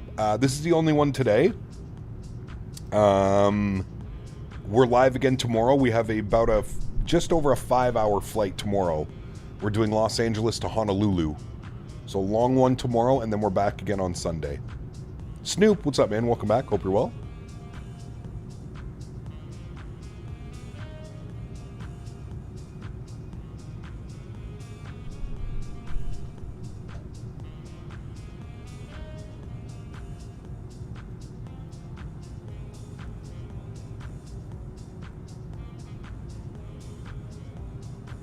That was probably one of our best landings we've had in a very long time, Air Canada 08. Everything just came together so nicely for that approach. It was pretty wild.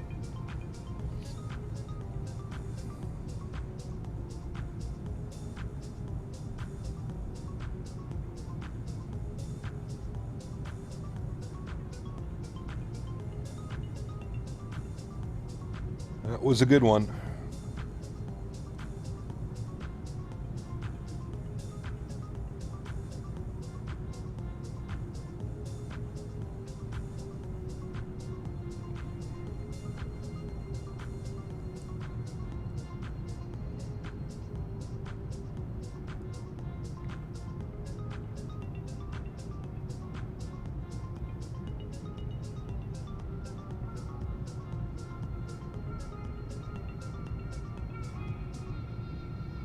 It was redemption from the Spoken in Husband Whispers landing in South African stream. Flowed half the runway. Sheesh. I will say though, after that approach, our landings in the 350 were really good following that.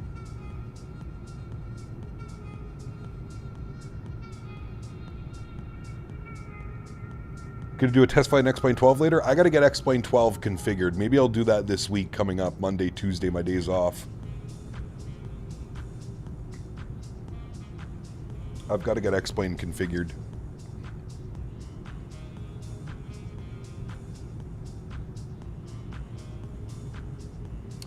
No, that was all me, Ian. That wasn't the airplane, that wasn't the winds, that was all me.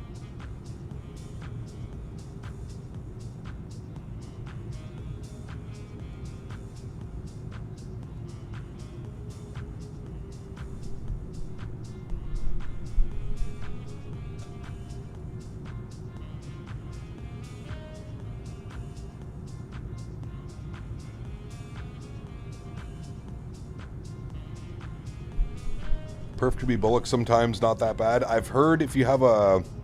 I've heard you have to turn on NVIDIA Smooth Motion or whatever it's called. Smooth Frame, Smooth Motion for X-Plane 12. It's basically frame gen for X-Plane. Ooh, a little bit bumpy.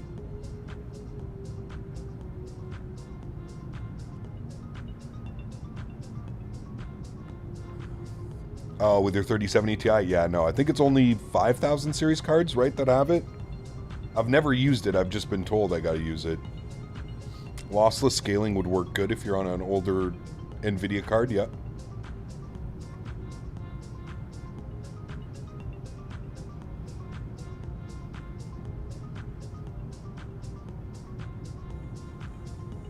$4,000 and $5,000 series, got you.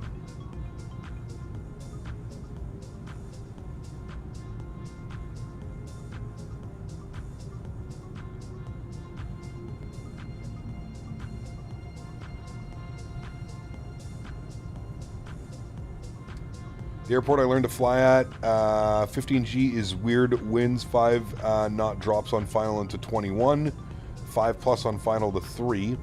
Had flashbacks of that during the stream. 2,410-foot runway, so you have to be on it. Yeah, that's short. Very short.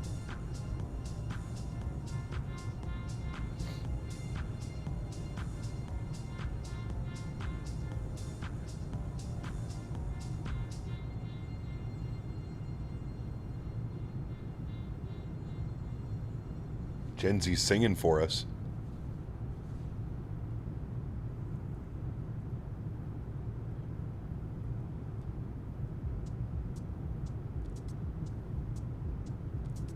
Maybe we should start doing karaoke mid-flight. We get people to join a Discord and then they sing for us. Call it Karaoke Fridays.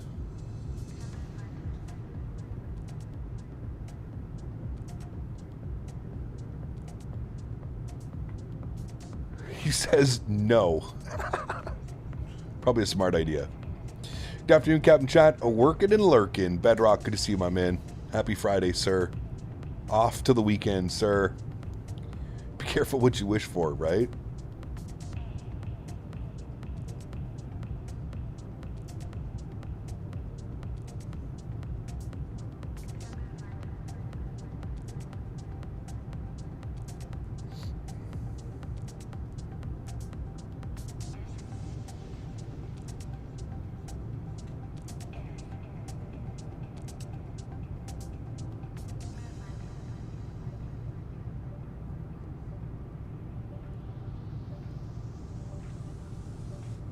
Davis karaoke inbound. That is one person who is not allowed to sing.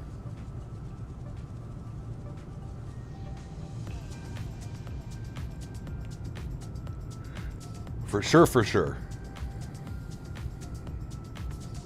We need the 5 of us to do Backstreet Boys.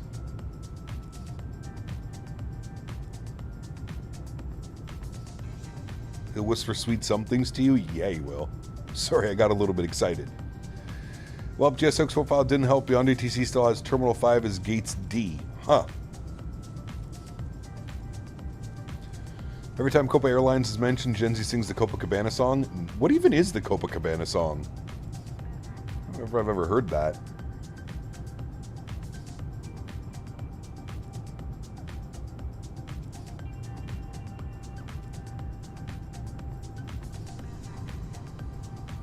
I feel like Davis has a lot of restrictions on this channel.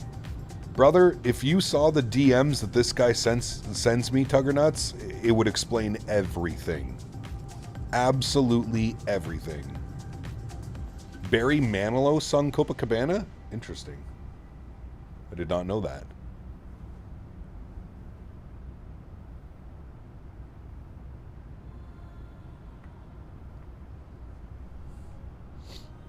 TSA stopped him before the flight. Need I say more?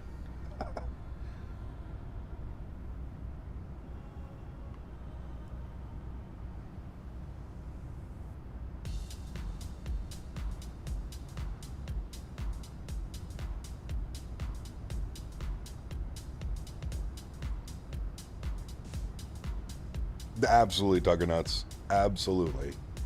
1978. That's well before my time.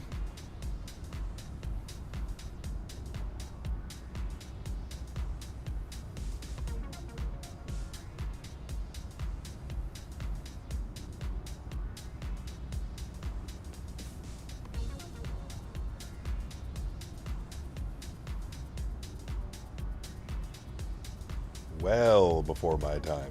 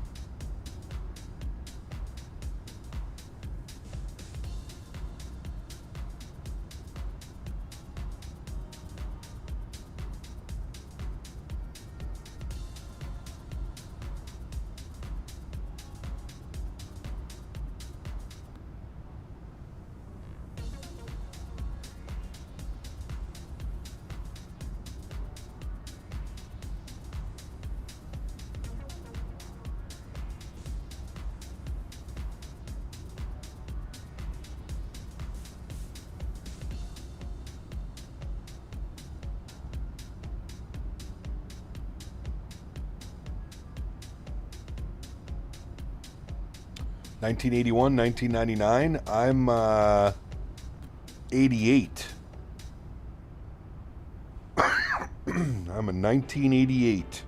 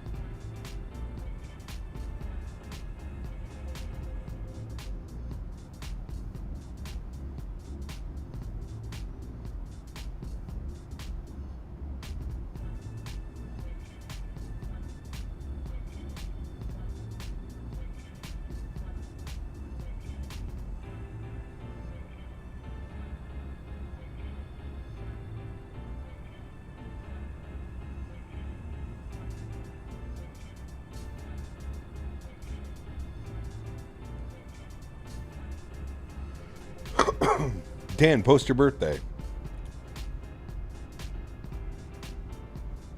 Your favorite dev, FSS, said the E-Jet may get VNAV and FMS updates in December. It's in beta and supposedly going well.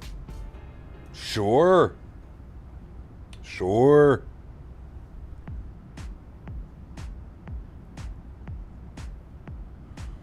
I believe that's the same message that they've been saying for about the last 9 to 10 months. Because before they went to FS Weekend in the Netherlands last March, it was also in beta and they were showing it off and everything was going well. Very interesting. Very interesting.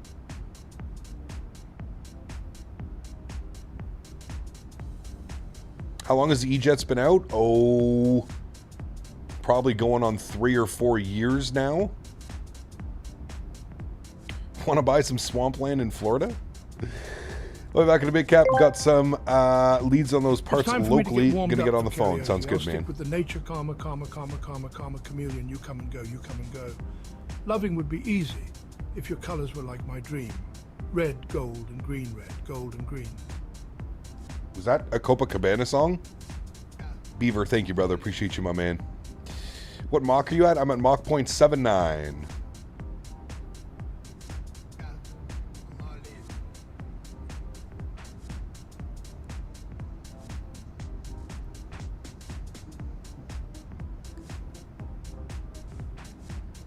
Hey man, listen, in all honesty, and I mean this, if FSS gets actual FMC and working VNAV in their E-Jets, it's a win for us. I mean, at this point, I don't think I would ever buy another FSS product. I think what they should do is they should stay away from newer jets that require LNAV, VNAV, FMC compatibility, stuff like that. And they should focus on the older jets that are just INS or VOR to VOR, etc., etc. Because I've heard so many good things about their 727. It's just unfortunate that the Embraer series has just literally been left to die.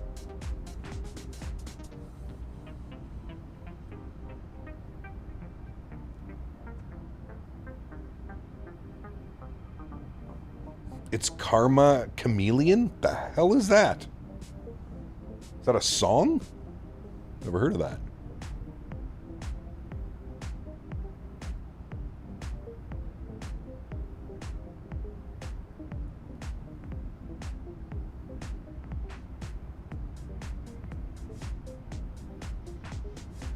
Can't wait for Flight FX's E145. Do we have a release date for that? That'll be definitely fun. I'm not too big on the E145, but that'll definitely be a fun one.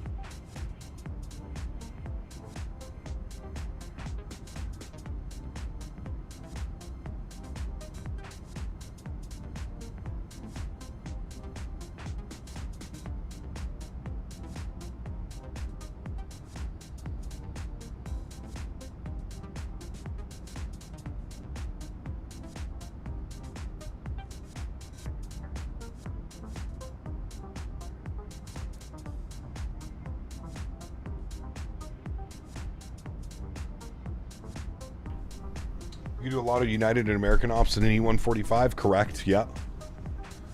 Can't wait for the E190 E2s. I don't think anybody's said that they're making the E2s yet.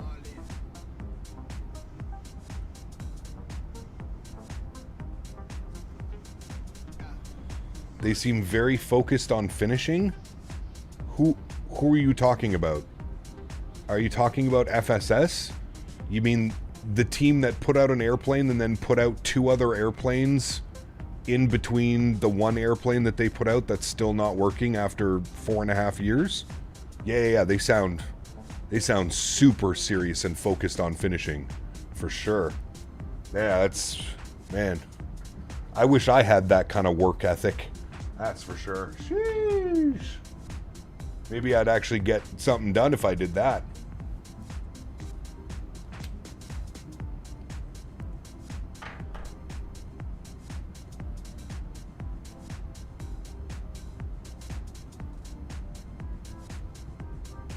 I saw somewhere that it was delayed. Surprise, surprise. Pretty sure it might be Q1 2026. Got you.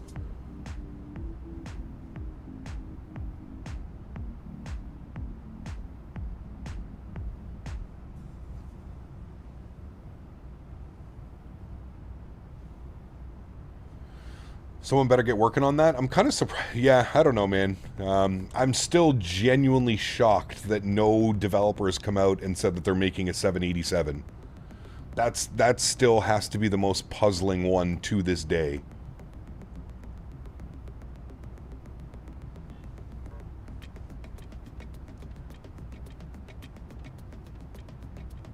Only thing FSS are focused on is finishing is screwing customers. It's an odd one, man. Yeah. Cap, have you been using OpenSAM and X-Plane? Yes. Yeah, you need it for a lot. Cap, you started a dev team and design an E2 for 2024? No. No. No way. Who would have thought that calling people lazy for asking for VNAV could be a red flag? Super weird, man. They had great attitude. Yeah, I will never forget that interview, Vicente. I will never forget that interview, man. That was the most puzzling introduction to a development team that I've ever seen in my entire life. We need to go pull the exact quote that he said. I think it was something along the lines of, for you lazy pilots who require VNAV to fly your airplane, this is probably not for you. We've consulted numerous Embraer pilots, and they say that the VNAV doesn't work and that they hardly use it, or something along those lines. It was honestly like the wildest statement. I agree. It was absolutely insane.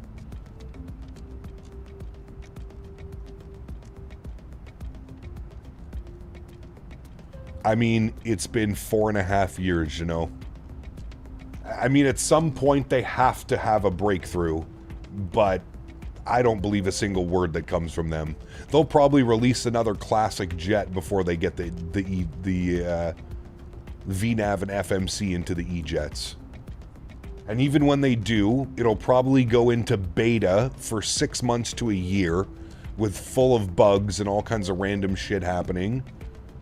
They'll probably release another airplane afterwards. You'll see. Their FMS has been in beta testing. It's almost been a year since the FMS hasn't been in beta, because they introduced it in March, last March. Yeah.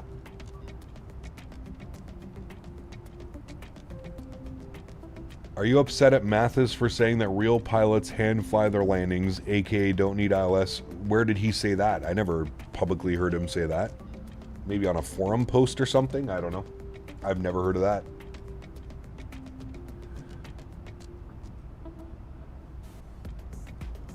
Also, I don't think I've ever had any issues with the RJ capturing ILS. I'm gonna put that on probably user error. It's still an alpha. It is still an alpha. 4.5 years later, and 2 other airplane releases, and it's still an alpha. Yes, correct. Oliver, what's up, mate? Good to see you, dude.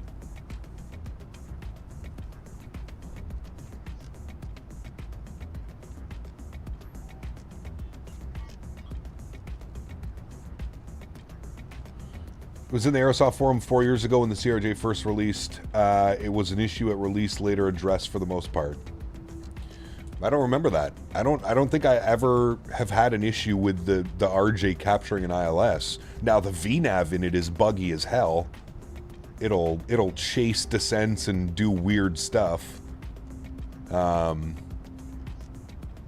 Which I'm sure the E-Jets are going to do because it's the same guy.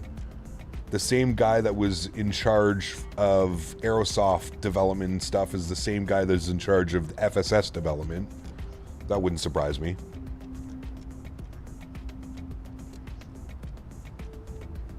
You got a lot of flack back then for saying that? I mean, rightfully so. Rightfully so. How are you going to tell people they can't fly an ILS approach? Hell, even most flights, like when it's a visual approach, they've got the ILS set up as a visual reference, right? Even flying visual approaches. So yes, very odd comment. But do you know what the RJ has had since day one? VNAV. So I feel like it's a completely different scenario. These guys over at FSS, they have put out other airplanes and other variants, upselling people, upcharging people, making people buy a new product while their initial product sits on the shelf in this stalemate. So many red flags, man. So many red flags.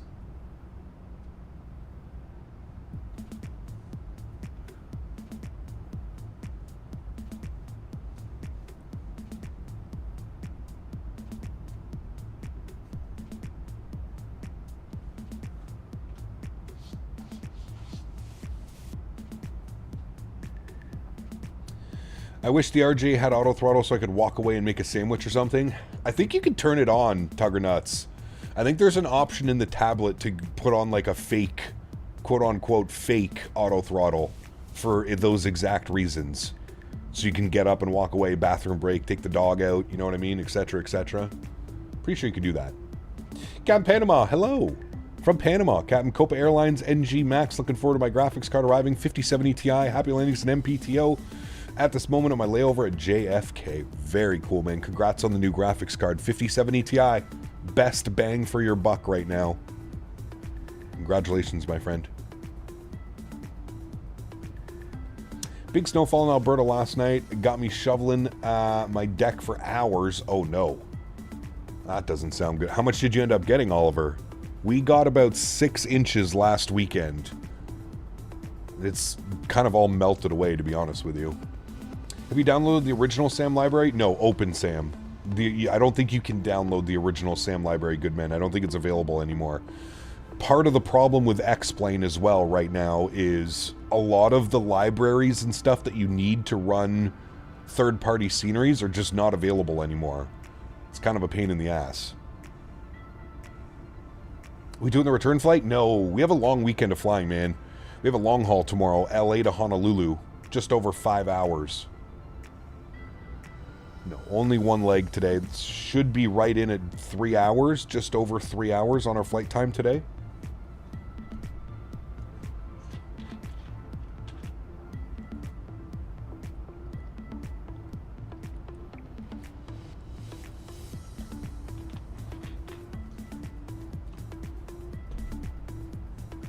$80 degrees in Texas? Sheesh. See, this is the time I would want to be down in Texas. Not in the middle of June and July. About 10 inches. Got some nasty black ice forming on the roads already. Ooh. Ooh. That does not sound fun, sir. Almost a foot of snow. That's wild. But you guys get that weird, quirky weather, don't you, Oliver? I forget what it's called, but it comes off the mountains, the Rockies. We had that actually, Oliver, when we a couple years ago when I flew into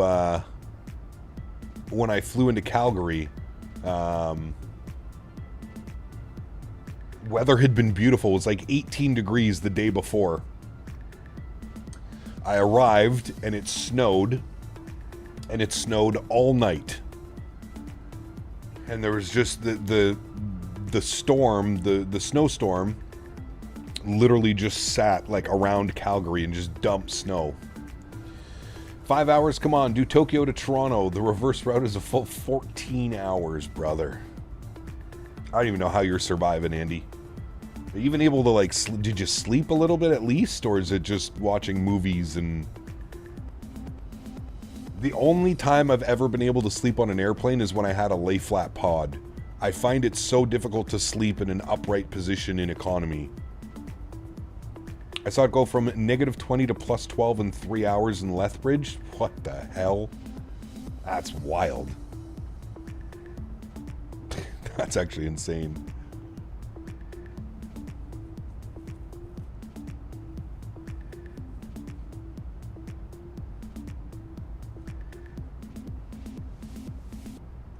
Indica edibles? Brother, I don't know if I'd want to do some edibles on a flight. Having edibles and like going to your room and falling asleep in your bed, sure. I don't know about edibles on a flight.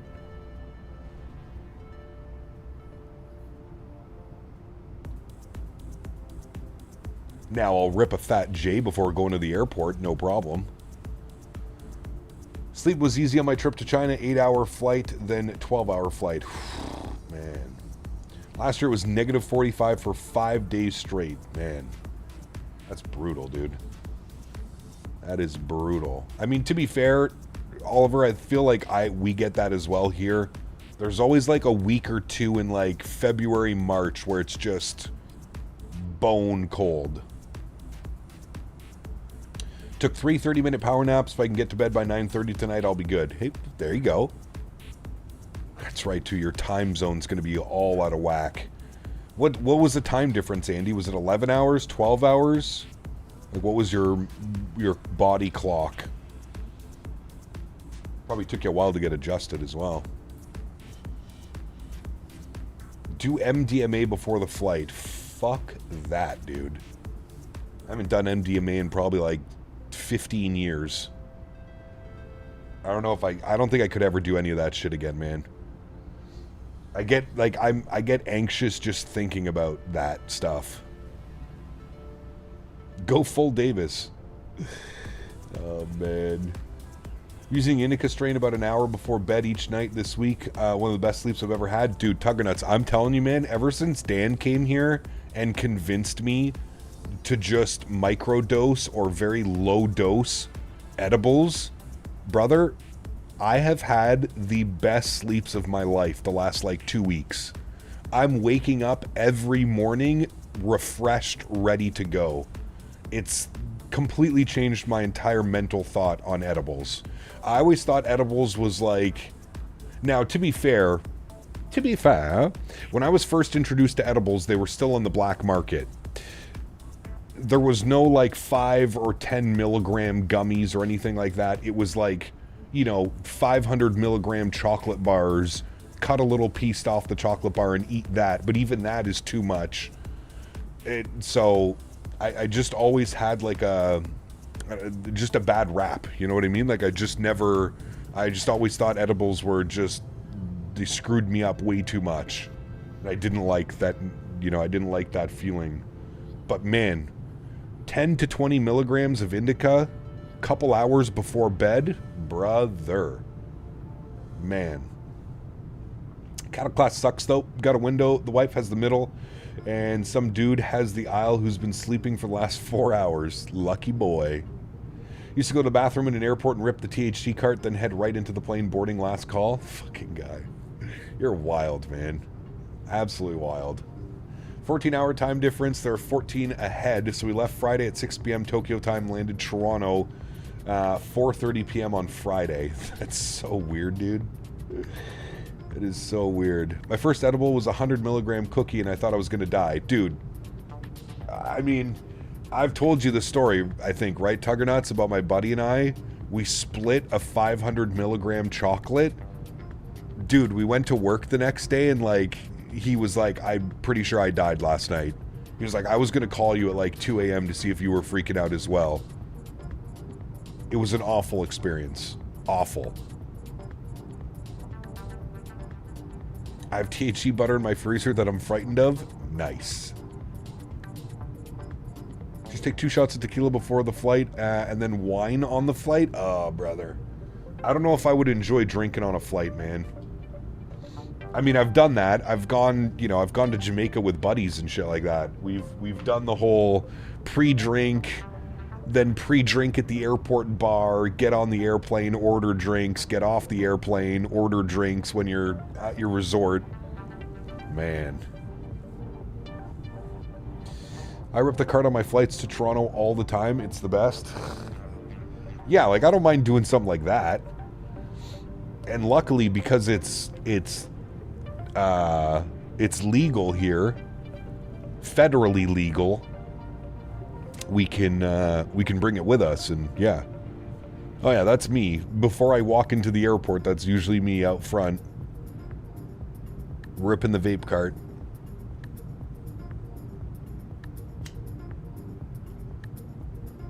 First was a cookie at a buddy's. Kicked in hard on the taxiway home. I stared intensely at the airbag symbol, got home and laid on my floor in my living room. Nice. Yep, I believe it. First edible I did was a Mars bar. Fucked me up the entire day afterwards. No doubt. Moving to Canada, states suck for THC and a lot of other reasons. I mean, you're in Denver though, dude. Denver has some really good stuff going on. Denver's legit, and you're cheaper than California, so that's a good one. 3Dev, what's up, man? Good to see you, dude. Welcome back.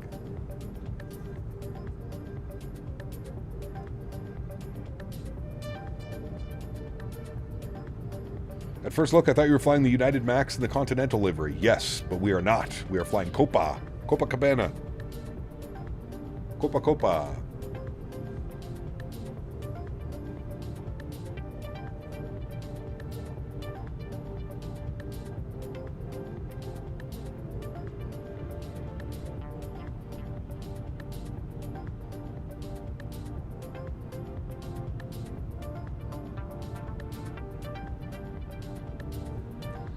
Copa.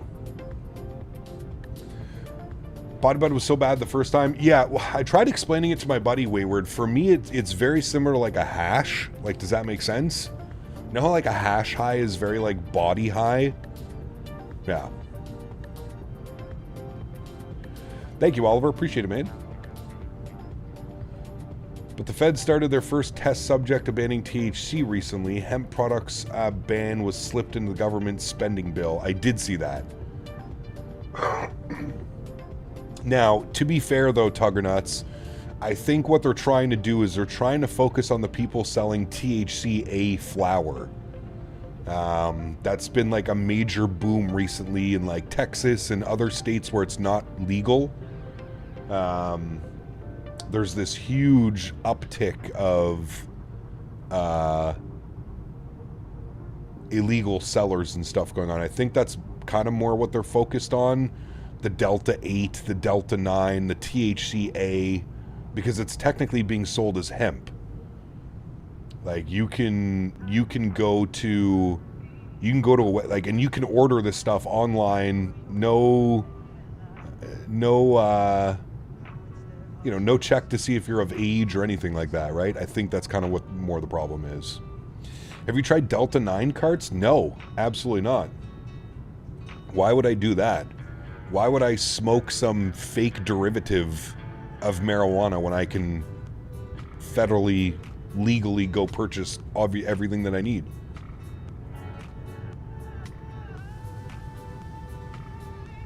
I have real live resin vapes.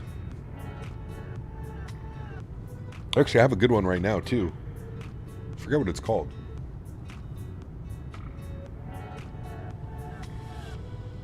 Yeah, of course, Tuggernuts, of course. A little bit of turbulence. There's a little island down there, chat. You see that?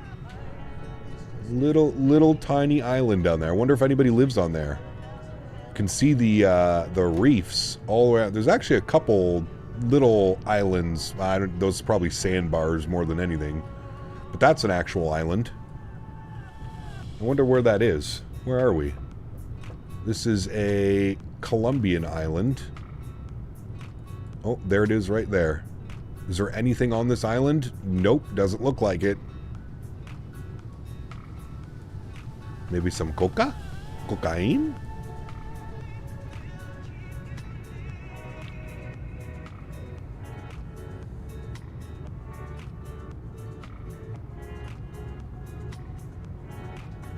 Delta 8 is the fake one, Delta 9 is real? Nah. They don't... They're like 0.01 like THC levels. There's no point. There's no point in consuming that if you're looking to get stoned. Got to run, Cap. We'll make it back for your landing, but I'll be on tomorrow. Have a good day, Tuggernuts. Thanks for hanging out, man. Appreciate you, buddy.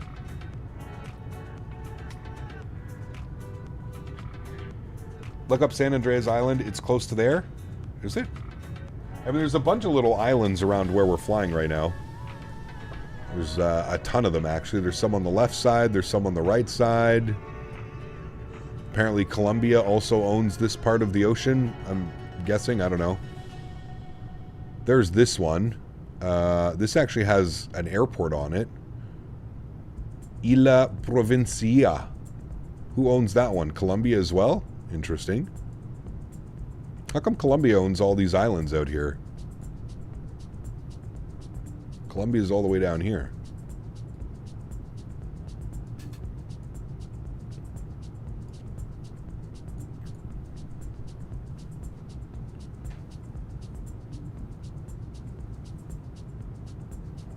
Go south, you're close. Is it this one? San Andreas. Gustavo Rojas Pinilla. C. What happens on this island?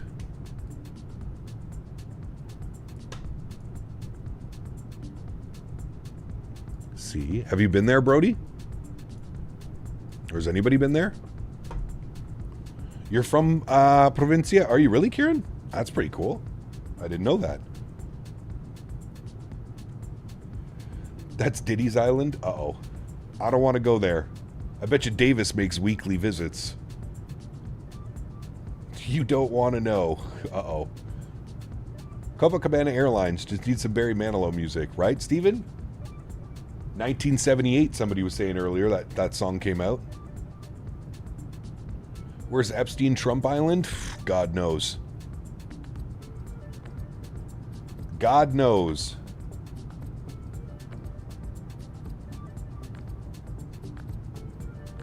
They'll release the Davis files one day. One day. Gilligan's Island. Where did they even film Gilligan's Island? I always wondered that.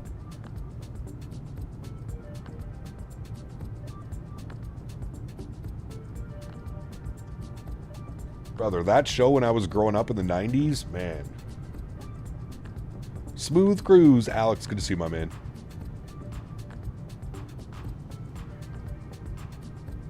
In the Bahamas. Bahama Mama. Tickle Island. If Davis ever had an island, that is exactly what it would be called. Tickle Island.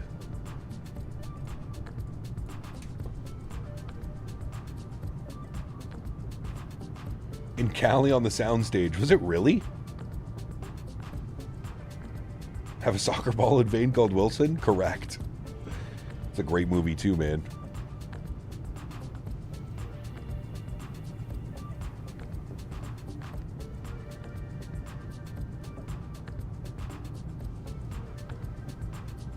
Davis shouting, the plane, the plane. According to Google Earth, some of those islands have houses on them. Interesting. I mean, the only way you're getting out there is on a boat. Be kind of cool. I feel like that would be an extremely long boat ride, though. Kind of out in the middle of nowhere. There's another tiny little island out here. This one has a helicopter pad. What's going on out of that island? You can just see it, actually. It's right there. Apparently that has a helicopter landing. Huh.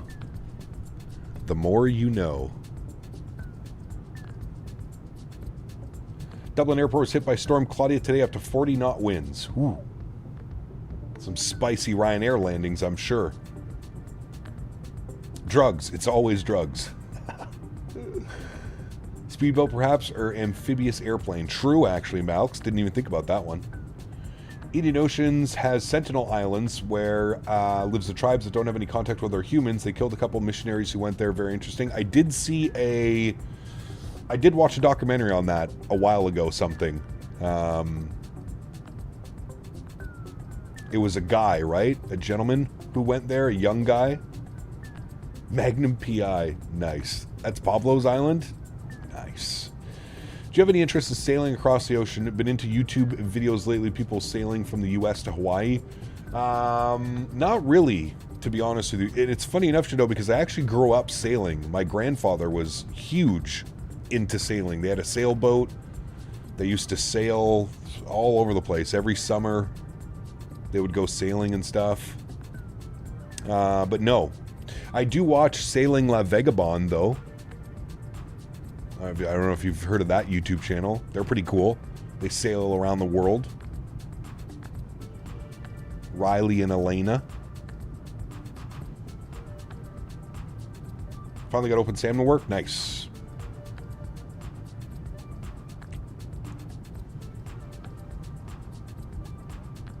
Gotta check out SV Doulos. Okay.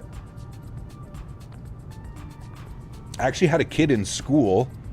There was a kid in school. His family left for 3 years and they sailed around the world. The Stoomers, for anybody that's interested and cares about that.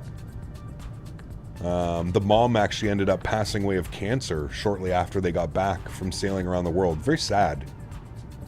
And one of the kids actually tried to kill the dad with a hatchet, and he's in jail, I think, for the rest of his life. What app am I using? My app for what? Like the app that brings this up? This is called Navigraph Charts. Navigraph. Delos has been in the water for 15 years? Jeez, dude. That's kind of gnarly.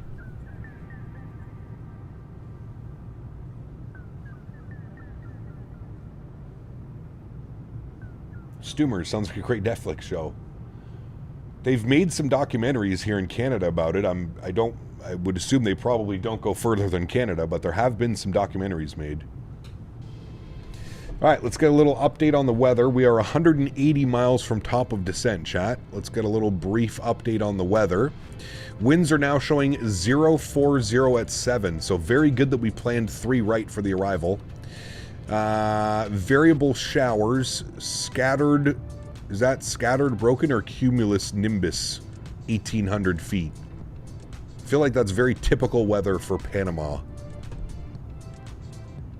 Circumnavigated the world. SU4 5090 GPU, SU3 5080, exclamation point specs. Hey Cap, do you prefer a side stick or a yoke for flying? Completely depends, man. I really like both. I don't really have a preference, to be honest with you. I love flying Airbus because it feels like you're flying a refined Cadillac in the sky.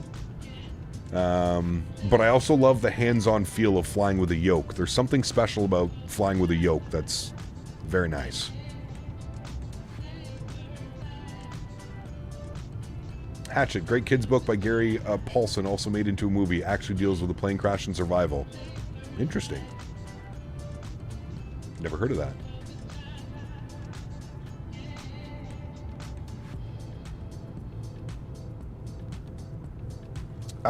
Kerbal, I'm actually running FSR.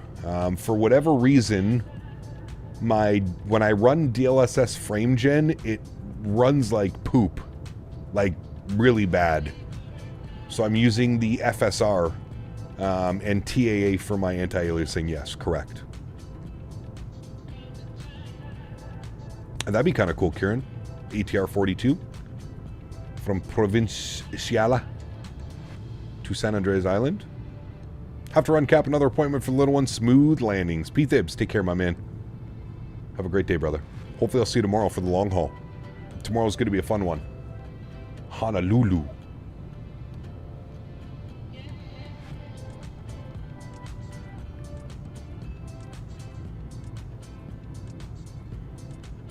Yeah, I'm not sure. Like, the thing that's super weird, Kerbal, is DLSS on FrameGen works really well for some, and then FSR works much better for others. It's super weird. I have somebody that has almost an identical build as me. He cannot run FSR because it runs like shit for him, but when he turns on FrameGen, everything's fine. The problem that I'm having with FrameGen, it says I'm getting 60 FPS, but the sim feels like I'm getting 10 to 15 FPS, like on my screen.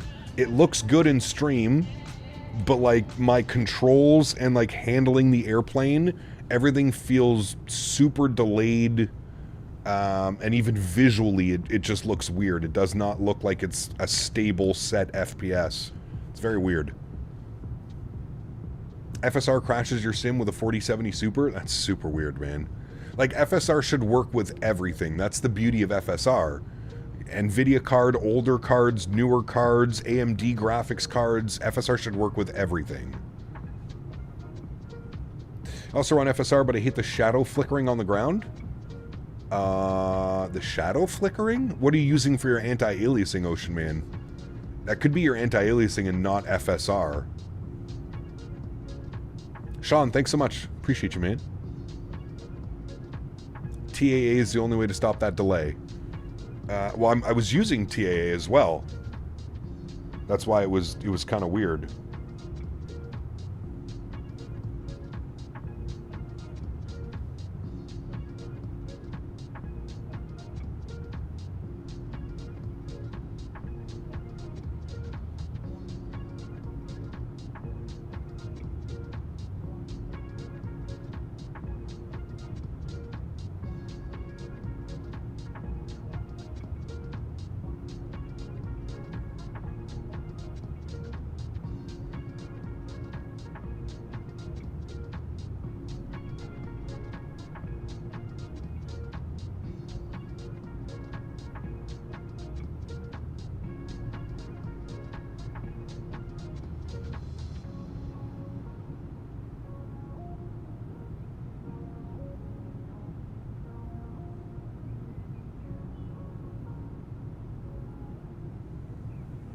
What short flight do I recommend? Depends where you want to fly. Summer went to visit my family. It's good there, but I live in the Cayman Islands. Nice. Very cool.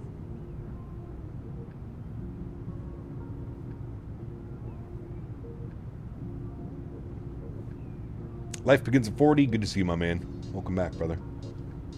Hope you are well, good sir.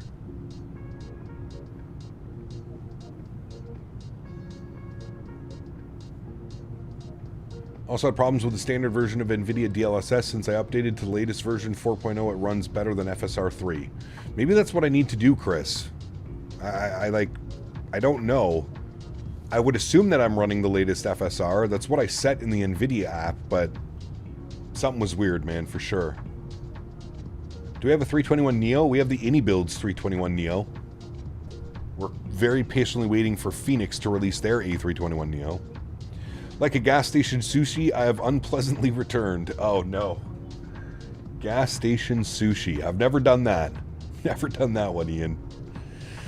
Kev, would you consider getting a scent fan to enhance realism? When you load into the game, it smells like jet fuel. When you go into the lab, it smells like a dump.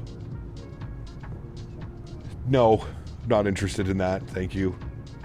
It was my first sim ever. The first sim that I ever spent money on was X-Plane 9. Maybe it was FSX. It was either FSX or X-Plane 9.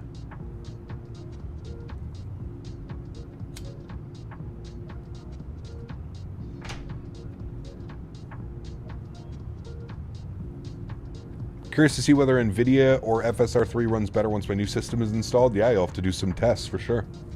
Sim City. Nice. I just said hello. Good to see you. Life begins at 40. That's what I just saying. Hello. Hello.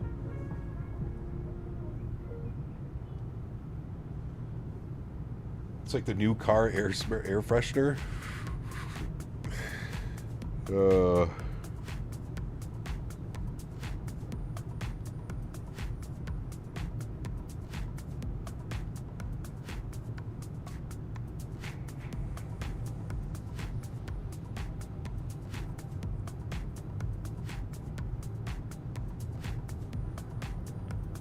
You can give an explanation about the 2 islands? Okay. Hopefully I understand.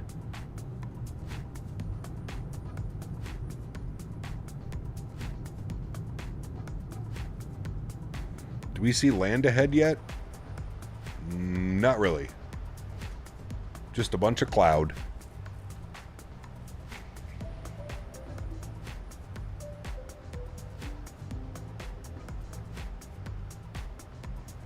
All the COD fanboys are out? Well, I mean, it just dropped today. Black Ops 7 is now out.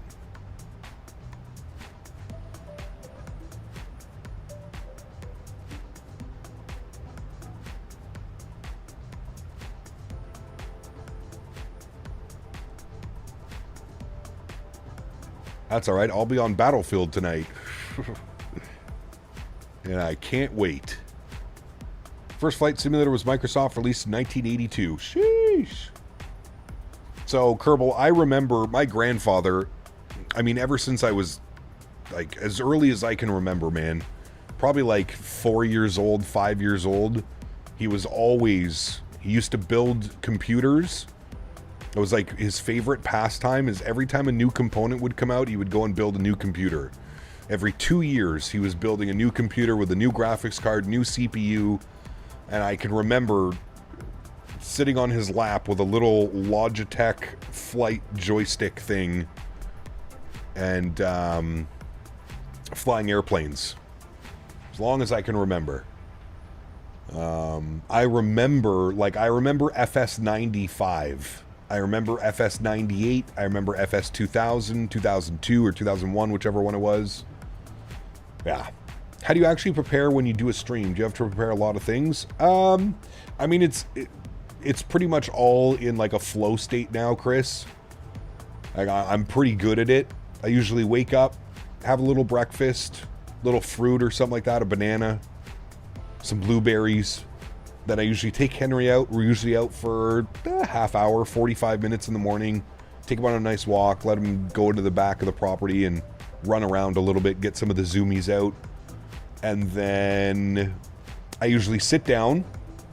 I load into the sim, usually about 45 minutes, an hour before stream. So about 11 a.m. I'm loading into the sim, getting everything ready, making sure I have the right link set up for all of our commands, our route command, scenery command, aircraft command. Make sure all of that stuff's good on Nightbot. Then I look at Flight Radar 24. I grab our flight number. I put it into SimBrief. I file our flight plan while the sim is loading in. Then I load into the airport. Yeah, it's all routine now. It's honestly not that bad. The biggest pain in the ass is probably dragging the green screen out and getting all the lights and everything set up. Disappointed that there's no solo in the new Battlefield 6 BR. Such a weird choice. I'm sure they're going to add it, Ocean Man. I think right now they probably just wanted to keep the server load to a minimum. It wouldn't surprise me if solos gets added very soon, especially now that Black Ops 7 is out and a lot of Call of Duty people that were playing Battlefield will move back over to Warzone and Call of Duty. I'm assuming solos is gonna be coming. Tried New Sky? Never tried New Sky. Nope.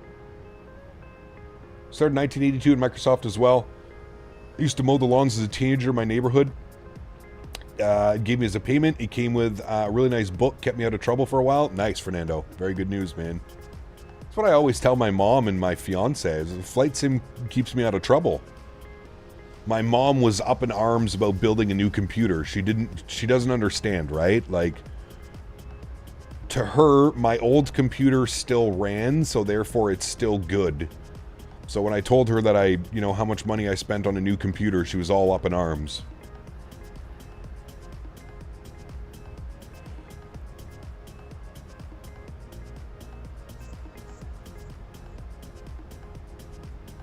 Sidetech was my first one, had the throttle on it too. Nice. I remember my grandfather had a CH yoke that he got from his neighbor. His neighbor was in the military and he ended up having to move away. And he gave my grandfather a CH yoke and it had a little throttle on the side of it. I think. Pretty sure it was anyways.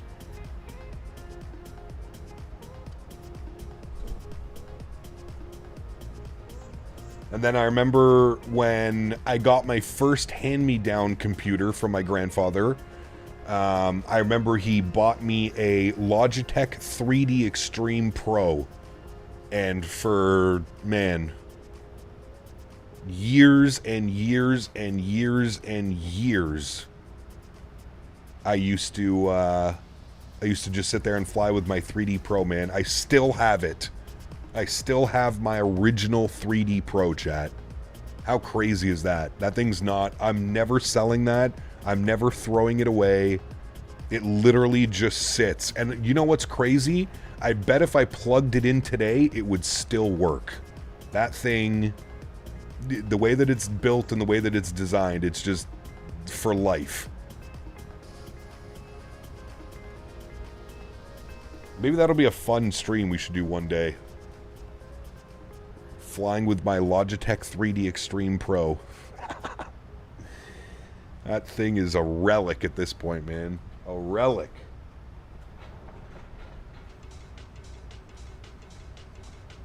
Still run the 3D Pro my cousin gave me years and years and years ago. Hell yeah, man. I'm telling you, those things don't... It's like somebody, like Wayward said, they're bulletproof.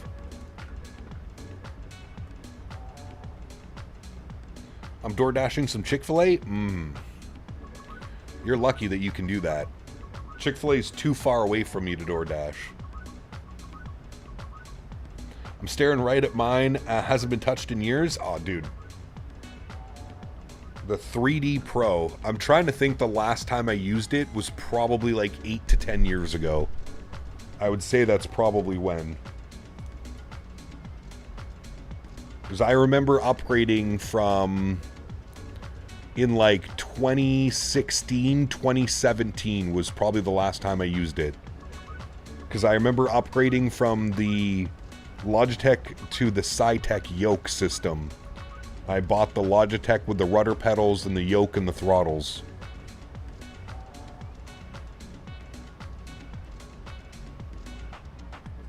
Your 3D survived a T accident? Nice. Besides the wicked null zone you have to set, it still runs great. Yeah, no doubt. No doubt, man. What's crazy is you can still buy them brand new from Logitech. They're still making them after all these years. The 3D Pro is still, like, you can go buy a brand new one on Amazon. I think Best Buy has them too, maybe even Walmart. But for sure, like, Best Buy still carries them, and yeah. Bobo, what's up, man? We are flying Copa Airlines, and we're flying to Panama.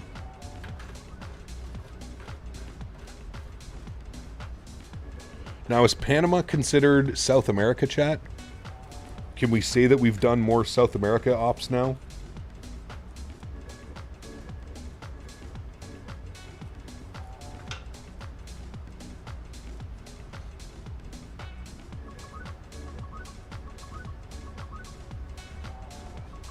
Central America? Damn. So we can't say that.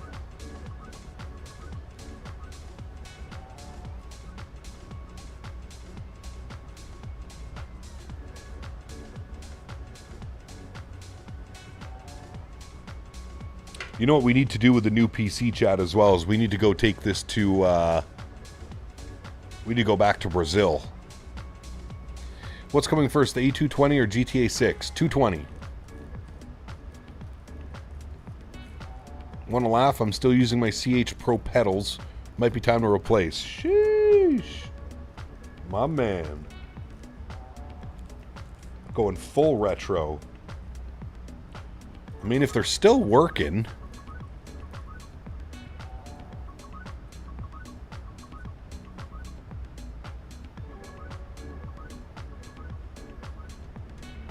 Do you set not high for the moment? Sorry, what was the question? Our top of descent is in 53 miles. 53 miles.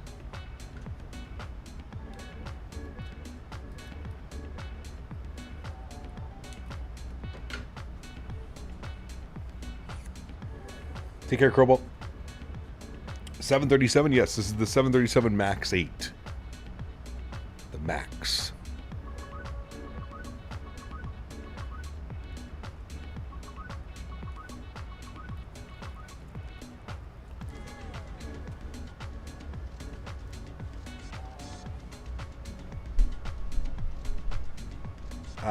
Did see what I sent in chat? I think so, yes. San Andreas approached a lot of tourists that go both the islands, known for their 7-color oceans.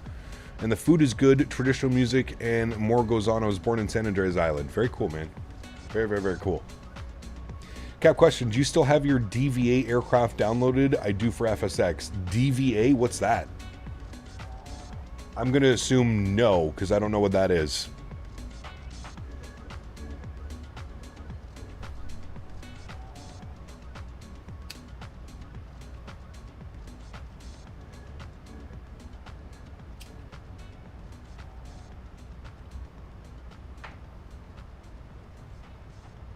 Learned to fly Boeing, and I've been in the MAX for my last 20 flights, starting to feel like I'm cheating on the Phoenix. I mean, it's such a good airplane, dude. Delta Virtual. Oh. No, I don't have any of that stuff still installed.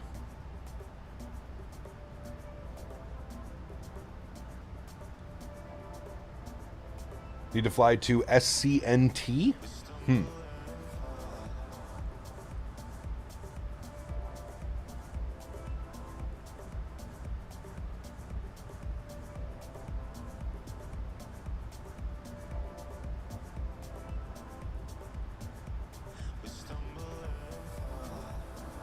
Family on his mother's side live in Provinciala Island, so I grew up on... My dad's from Jamaica. Very cool, mate.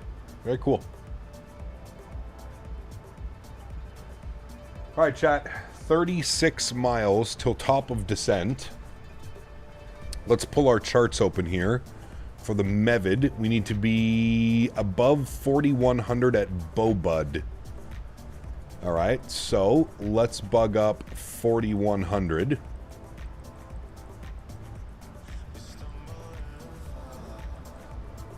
Alright, 4,100 is in, and then we need some frequencies. We are planning for the ILS Yankee 03 right from Bobud. 1107. Flip this over, 07, and then flip that to the active. Good. 1107, and then flip that to the active. Very good.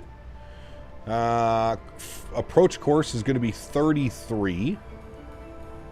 Good.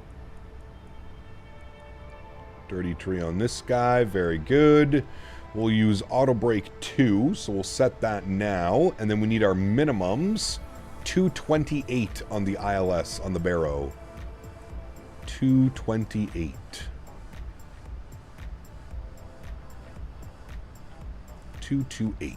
Beautiful. That is all set, and we are showing 25 miles till top of drop, my friends. I wonder if I could reinstall to the laptop. I do that a couple times on flight and close the laptop quickly.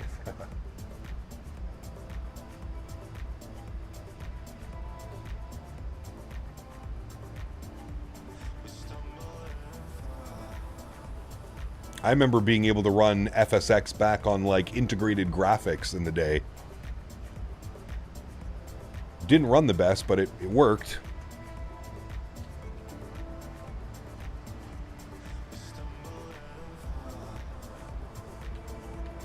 The views off the nose looks good. Sorry if I asked, but I'm out of the loop. How's the new rig running? Big difference? Yes. Big difference, Fernando. Been running well. Couple issues here and there, but for the most part it's been running pretty well.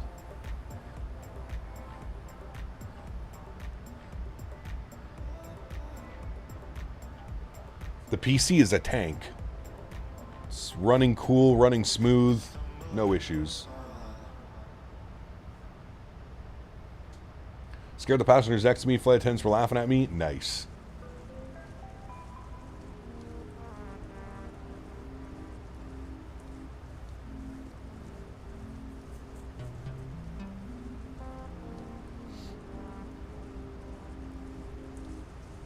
When does the tank ever run smooth? When it's new. That's when.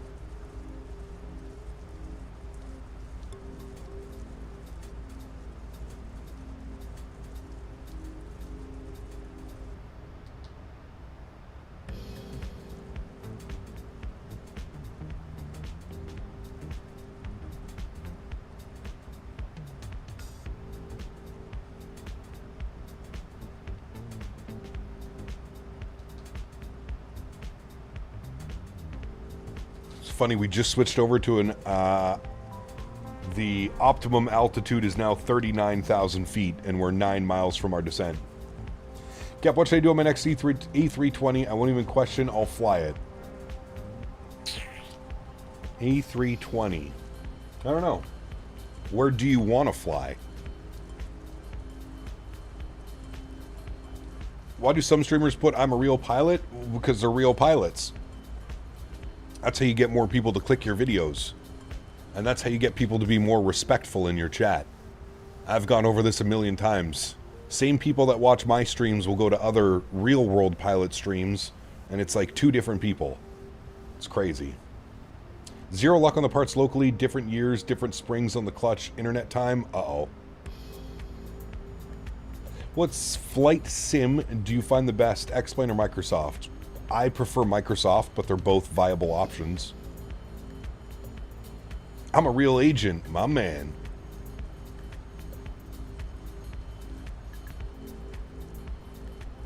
You gonna get your ass up to Minneapolis this year, Mando? You better. Hurts when you talk about me like that.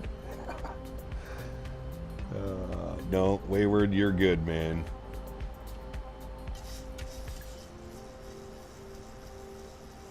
Yes, sir. Good news is that when you order an authentic Ian, he's an asshole to everyone in stream. That's my guarantee. Nice. I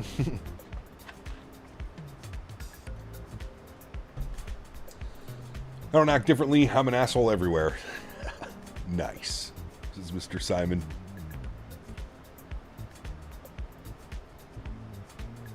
Well, I mean, you know, the way that I look at it, Oliver, is... I mean, I don't think you're wrong in the way that you're looking at it either. There's definitely something like that going on. But like I said, man, it's...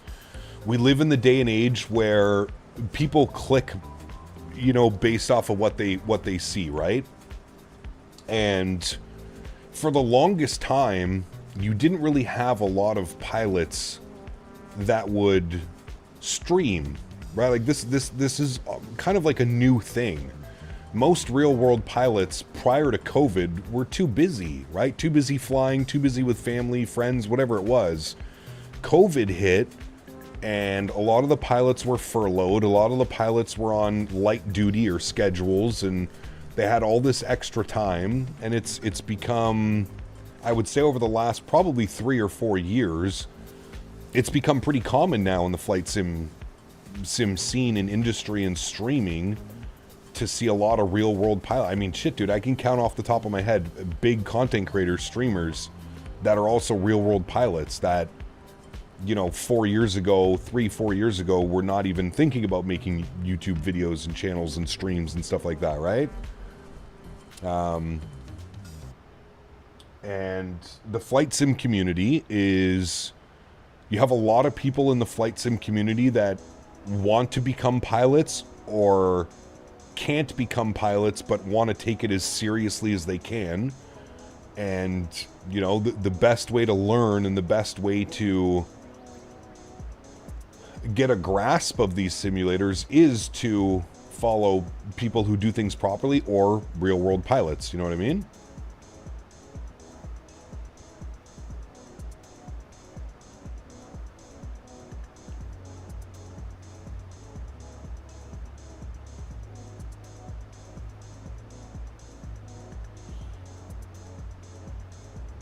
Lishy Gamer, what's up, my friend? Good to see you. Welcome back. Hope you're well. Happy Friday, my good sir.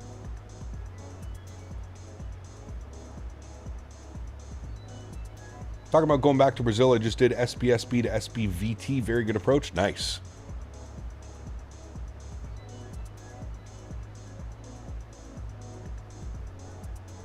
My Microsoft makes me feel like I'm a real pilot. Hell yeah.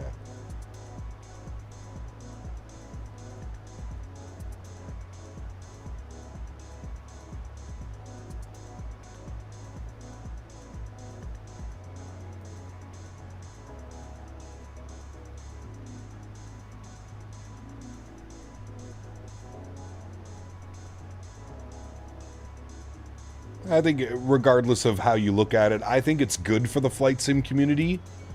I don't have anything against it, to be honest with you. If you're a real pilot and you want to put real pilot in your title, that's up to you, man. It's not, you know, I don't think it makes any big of a difference.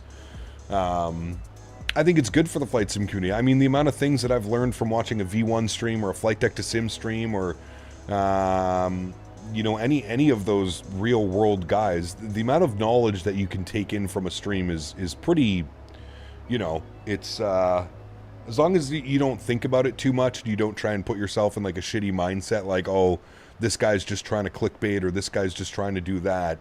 It is a good thing, right? Anytime you can have, you know, professionals in your chat and you can learn things the proper way or be taught things the proper way, I think that's a great thing as well, right? Like I don't think that's a negative thing.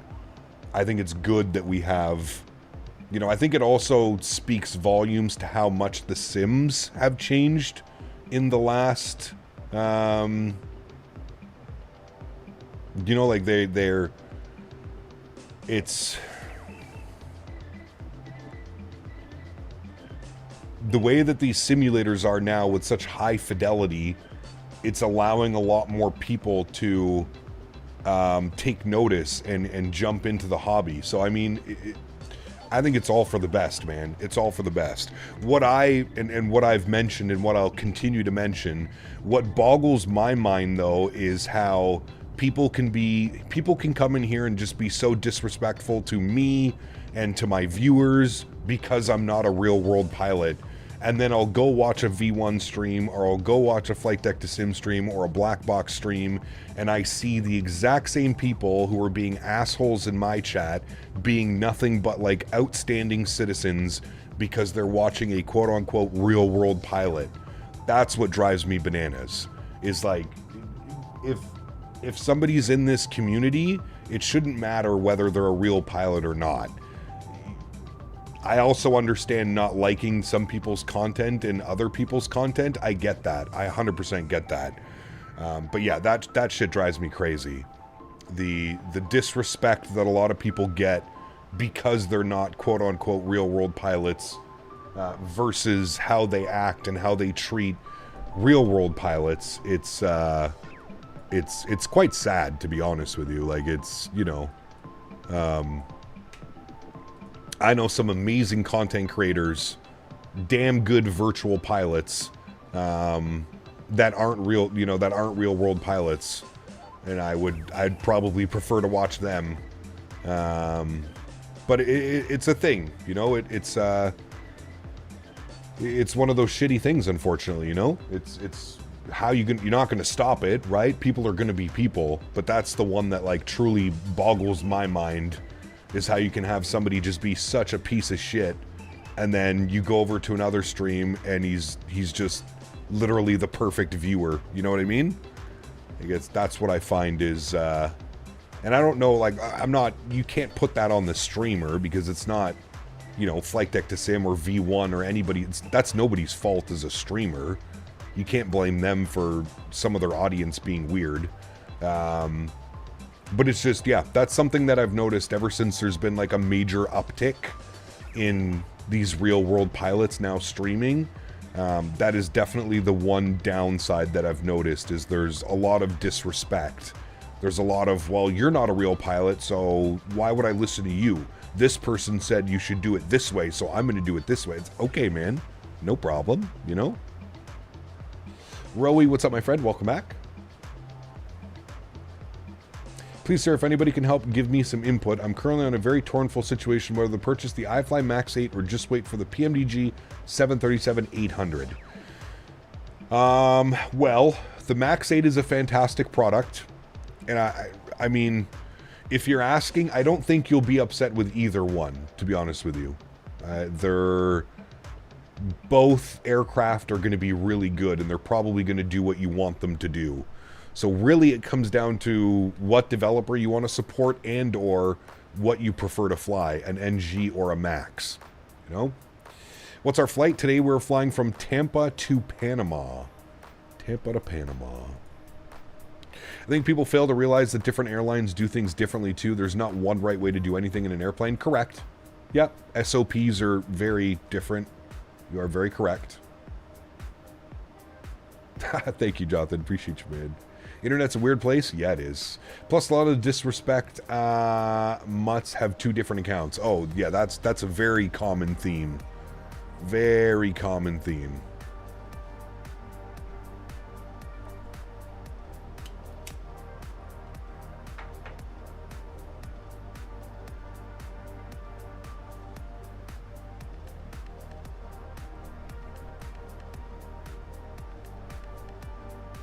I'm just a fan, care less of you of a pilot. Well, I mean, that's... again, I feel like you're probably... Sinbad, I feel like you're probably a majority of, like, viewers. But there are some weird... You know what I mean? There are some weird people. Military pilot, and I still get disrespected because I'm from shithole country, Kazakhstan. Everyone say, Borat, why you from third world poop hole? I say, that my country stop, or I do secret military mission over your house. Then correct. We see who live in shithole. Bah! Put respect on my man.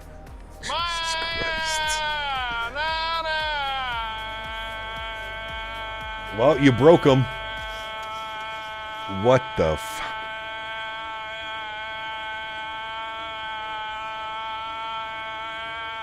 Face. That what you need to say, Captain. Okay. That's what I need to say. I don't know how you managed to break Borat, but you broke Borat. Fernando! Welcome back, my friend. Huge no floaties to you, dude. Thank you very much for your premium economy membership. I don't know how you guys managed to break Tangia so much. I feel like at least once a stream, we're getting some broken-ass Tangia message. Credit card got hacked and I forgot to renew my membership on my new card. My bad. Nah, you're good, man. You're good, dude. Welcome back, my friend. Appreciate you, buddy. Sorry to hear about the credit card fraud. That actually happened to me once as well. Only once in my life, Fernando. Funny story. I went to go pump gas. I only used this one credit card for, like, my car. So if I needed to get an oil change, I needed to go get gas, whatever it was, I would only use this specific credit card for that. One day I went to go pump gas. I went to fill up my car. I go to put in the machine, pay at the pump. Card got declined. I said, well, that's weird. I think it was like a $3,000, $3,000 or $4,000 or $5,000 credit limit. I definitely had not pumped that much gas. And anyways, ended up calling the credit card company. And they were like, oh, you're not in Portugal? I was like, wait, what? And they were like, yeah, somebody's been every day for the last like 3 or 4 days. Somebody had been going and doing cash advances. $300, $500, $200. They were doing cash advancements from Portugal. So somehow my card got skimmed, or a purchase that I made online maybe. Anyways, ended up getting compromised and I had to go through a whole fraud report thing and all this shit. It was wild, man. I've been saving up for one, but I can't afford one. I really want to spend funds wisely. What I really want to know is particularly which product has more complete systems. Also, which one has 0 bugs. Well, I mean, for system depth, I would probably go towards PMDG. For bugs, they both have probably equally as many bugs. But, yeah. Jaden, my man, 40 months. Appreciate you, buddy. He says, howdy, sir. Hope all is well. Good to see you, Jaden. Huge no floaties to you, my man. All is well, dude. Thank you for 40 months. Gas stations are known for skimming. That's what you get. I mean, true, but this was, dude, this, like, we're talking, like, 10 plus years ago.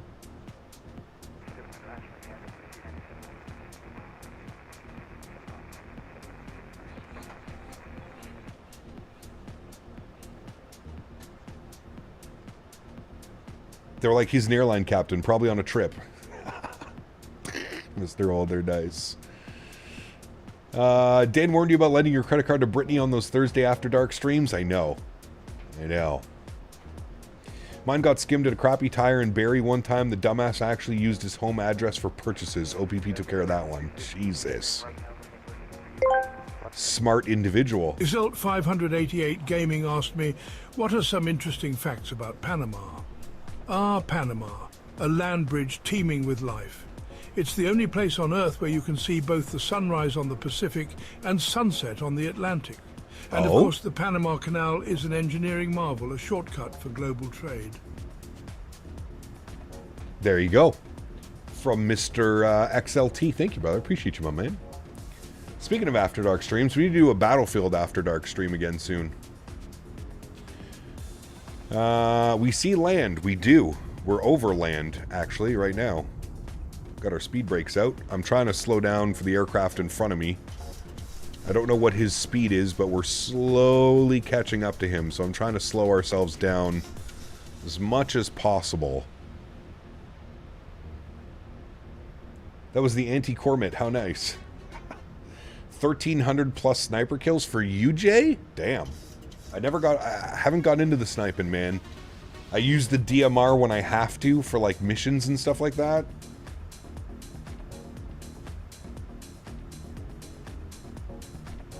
I'm approaching 10,000 kills overall, J-Mando, though. I'm almost at 10K. I think I'm at 9,400 or 9,500. Wife is out of town tonight. Can't wait to fly all night. You planning anything for tonight? I am not, Jonathan. Only flight from us today, man. We have a long haul tomorrow. Tomorrow we're flying from Los Angeles to Honolulu.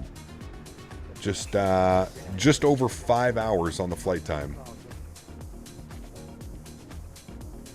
And then we have Sunday as well. Sunday stream. M4? Nice. The M4 is pretty dirty. Especially at that, like, medium to close range. And I have it set up for, like, hip fire. It's... damn. Can you post your RealCat turb settings? Well, they change for every aircraft. So I can show you what they're currently set to. For this aircraft. Actually, you know what? These are supposed to go down. This was supposed to go 75, 75, and this was supposed to go to 50. I thought we saved this for the aircraft. Now we did.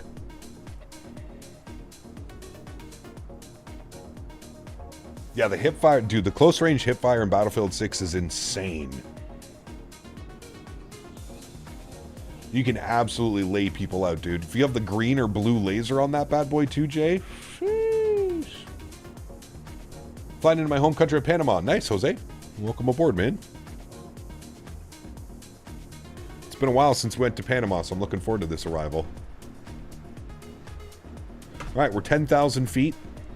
Landing lights are coming on. Start switches are going over to continuous. Logo lights and wing lights are on. Very good.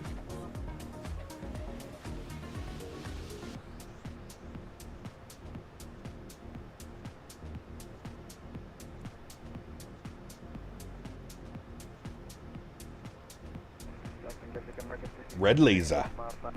He kept on to do a long haul flight, and I don't know if I should get the PMDG 777 or the Indybuilds 350. Ooh, they're both great airplanes, Sushi. As somebody that just flew the 350, I gotta say it's improved so much since release. They're both good. I mean, the 777 has Boris audio sounds, though. It's such like man, it's a tough one to choose between those two. It is a tough one. Gonna arm our speed brakes. SPL, what's up, man? Welcome back. Hope you're well. We are just on descent into Panama City. Panama.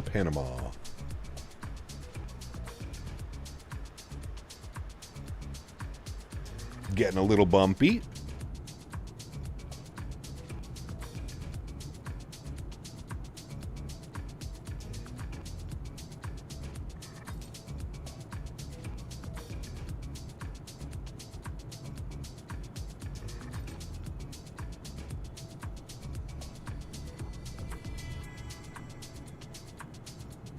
Cap, I noticed there was no audio cracking during the flight, only after departure. Yeah, it really only happens when you fly over densely populated areas. The LODs get a little bit bugged out. Do you have airport scenery for Panama? I do, yes. Exclamation point scenery. You have to buy it on the marketplace, though.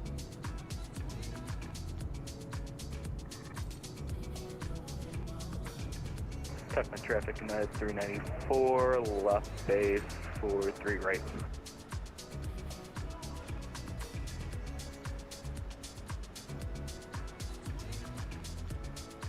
Watching from Australia? Very cool. What time is it in Australia right now? It's got to be very early.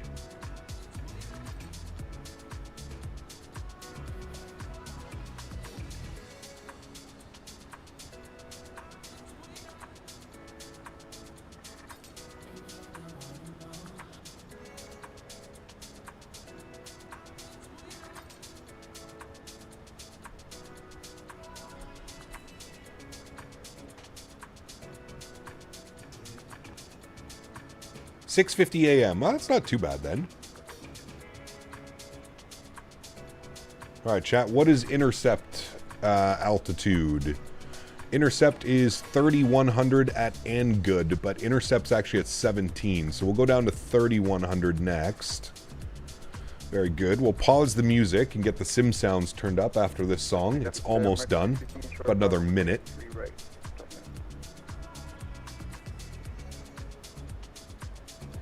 We have good separation now from the aircraft in front of us. He is now turning on to final. So this is looking good. I will dial our speed back to 210. Have you got ceiling at all? Probably about 1,500 for my computer. Roger, thanks.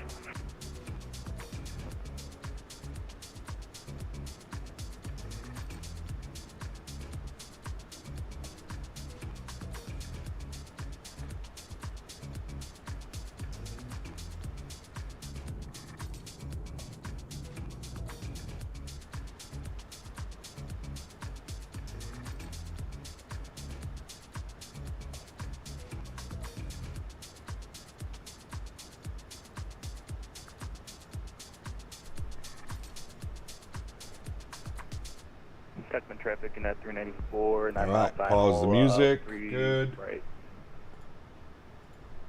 Cameras come back up. Good. Close that. Good. And let's get invested in the approach. Friends, sounds can come up a little bit. I see our glide slope. We're slightly above profile right now, but that's fine. We can take this down to 17 if we need it. Was that you? That was you. Hi, buddy. I swear, dude, Henry knows when we're on approach. He comes over and, like, says hi every time we're on approach. All right, let's arm localizer. It's a weird turn. Okay, well, let's grab it. There's downtown Panama. There's the Panama Canal, chat, right there. All along there, I believe.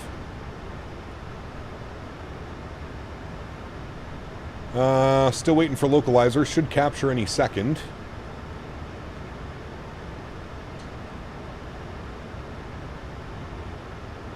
It didn't seem to capture. What if I arm approach? Ooh, it's got glide slope. Seemed to burn through the loc a little bit there. Let's go speed check, flaps 1. We'll start really slowing her down now. Don't need to go in front of anybody there. That's good. We can go right down to flaps 5 degrees. Are on glide slope. Our VAP speed today was 146. 2,500. We are picking up way too much speed right now. Gotta get the boards out. And slow to our final approach speed, 146. Put 170 in for now.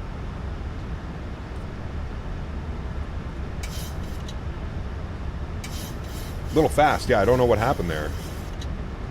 We had 210 and then all of a sudden it just, I think we dive bombed. Trying to capture the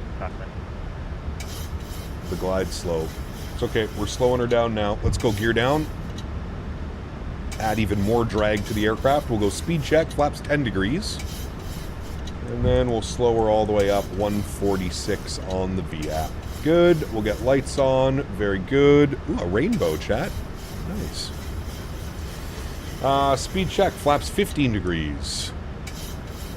Very good. Boards in and armed. Good. Panama traffic. Copa 355 on about a 5-mile final. 03 right. Panama. And speed check. Flaps 25 degrees. And we'll roll out flaps 30. 1,100 feet, fully configured. Yoke cam can go on my airplane. Very good. Sounds can go up. 1,000 is checked. Very good. And I will take control of the throttles as well.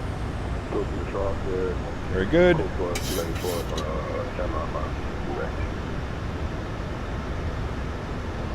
And let's start the replay, my friends. Recording. Very good. All right. Have a good landing, chat. City's off to my left. Somewhere over there. No wind right now either.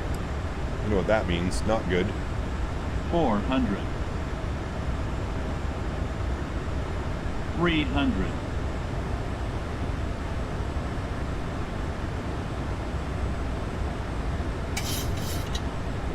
Approaching 200.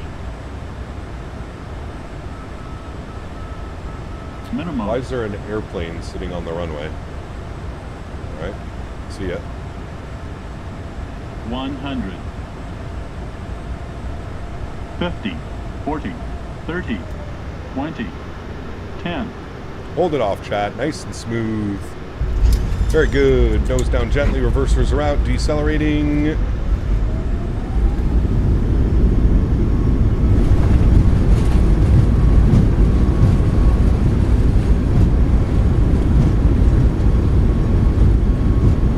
$70 knots, reverser stowed. Ladies and gentlemen, welcome down to Panama. Very good, my friends. Auto brakes off, manual braking. Vacate to the left. There was some idiot sitting on the runway, so I had to disconnect from VATSIM real quick. I will reconnect now. There we go. Some dumbass was sitting on the runway. I was supposed to, the spoiler's supposed to be up with flaps 30 on landing. Is that a bug with the iFly? Nope, that's an actual thing. Actual thing. There's some idiot was sitting on the runway. He might still be there, I'm not quite sure. Alright, let's clean up the ground spoilers. Let's clean up the flaps. Ladies and gentlemen, welcome to Panama City, my friends. Parking today, that is a great question for us. Trying to get where the real aircraft parked. And they went into, I believe it was 137. That's what we're going to try and get here. 137. Gates 137.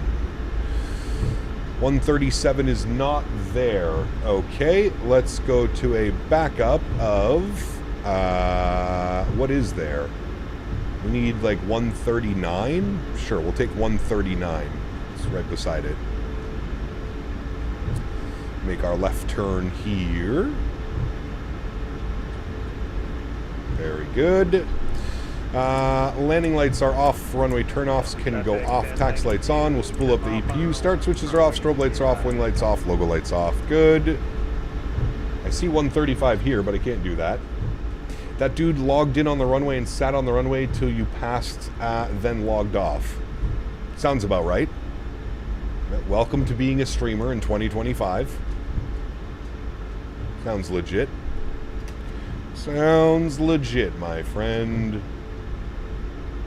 Alright, here's our gate. We're supposed to be over there, but for some reason it's not showing up in the profile, so we'll just go this way.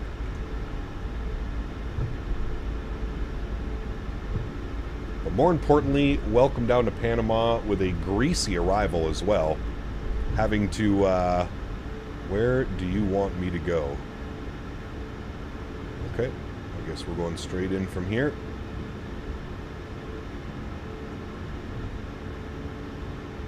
Airport looks good. I mean, it's okay. You can't really compare it to like any builds or any of those other, you know, high quality developers. It's okay.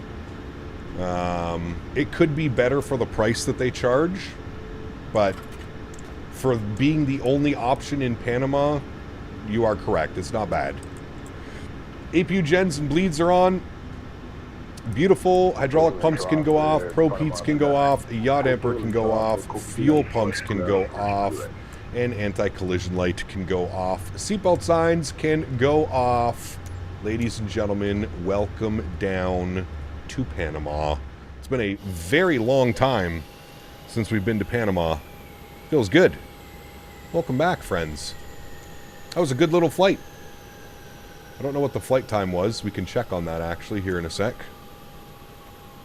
You can see the exact flight time, but there we are, friends. Parked up at the stand. Very nice. Very nice. Beautiful landing as well. Not too floaty. Well in the touchdown zone. Nice. Free seater exists for Panama Airport. Simple, but not bad. But there you go. How much does it cost? I can't remember, man. I bought this scenery years ago when it was on sale for 2020. I think it was like 15 bucks, 16 bucks, something like that. Somewhere around there. Somewhere around there. All right, we'll disconnect from you. That is good. We don't need you open anymore. Good. Come over here. We can close you. Perfect. We don't need this anymore. Close that. Very nice, friends. Very, very nice. Great day of flying. And this sets us up beautifully for tomorrow's flight, friends. Yes, yes, yes. Tomorrow's flight, Los Angeles to Honolulu in a Southwest MAX8. Very good. I bought FSDT SDF last night. That is probably their best scenery, so good job. Great job. I would say Houston and Louisville are the two best sceneries done by FS Dream Team, to be honest with you. Looks like you got to add Panama to your list of what? Places to go and fly? Absolutely. Yeah, absolutely. Absolutely. All right, friends, let's jump inside. Let's get the aircraft in a turnaround state. Let me jump down here. See all the passengers walking off. Go to... Hello, Henry. Good to see you, my buddy. Let's go to Systems page, and we'll go to Sim menu and doors. We'll close all the doors. Very good. We will go back. We'll go to our save and load, and we will have our replay tab. Hello, Henry. You want to come say hi to chat? Okay, come. Up. Come on. Good boy. Hello, Henry. Chat's this way, though. You have to say... Oh, easy. Don't fall. You have to say hi. They're this way. Chat, look, Henry. This. There. Oh. Did you say hi to chat today? Oh. What a good boy. Oh my goodness. What a good boy. Right? I know you want to go for a walk. Oh yes. And I'm going to take you for a walk, but we have to do our replay. And then we will go, okay? I know you don't understand, but can you get down? You can get down. Okay, you can get down. Okay, you can get down. Ah, good boy. Henry, can you speak? Really? Do you want to go for a walk? Do you want to go for a walk? What? Speak?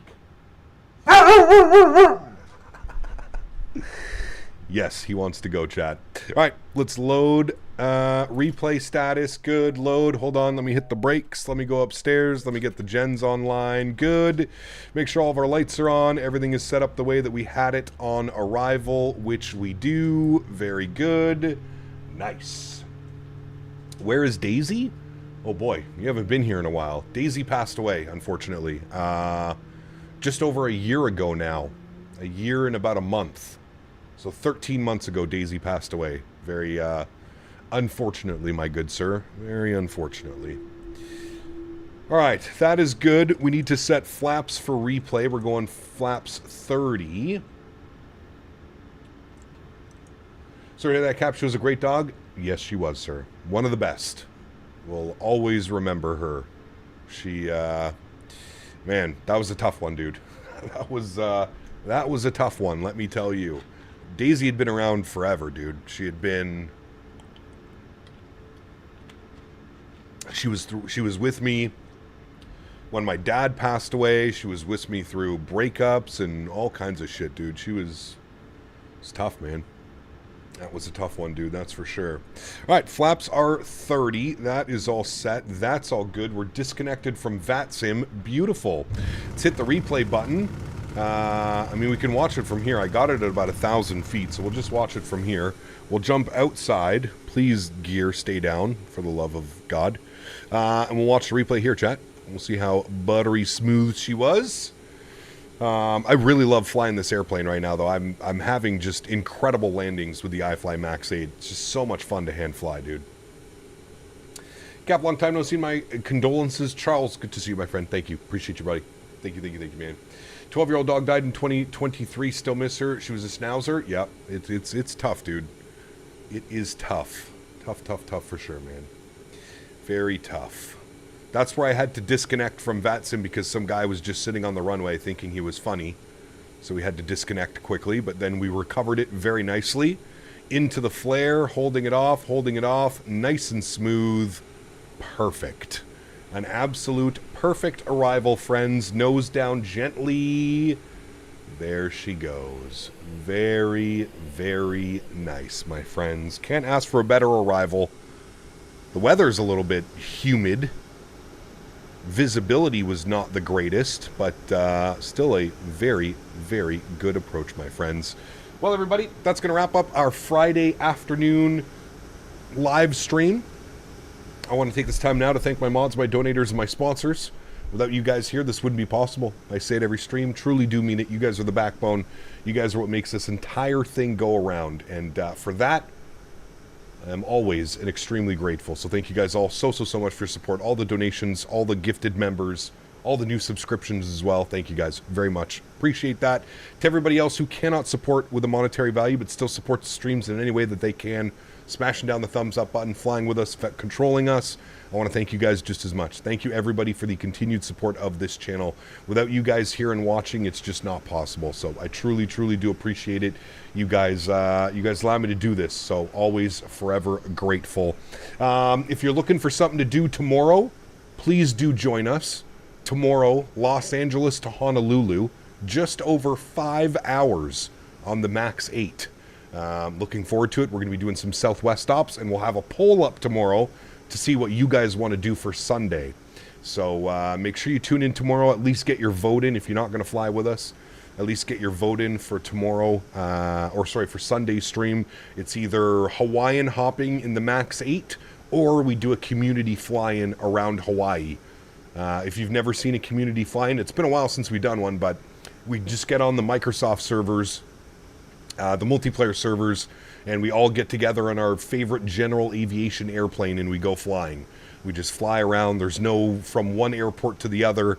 We kind of just fly around, find little airports, and then give her into those. So I will let you guys decide what we do for Sunday. But tomorrow, Southwest, Real World, MAX8, Los Angeles to Honolulu. Should be great. We've got the new Honolulu scenery. I don't want to say new because it's not new, but we have the full 2024 version of Honolulu now available.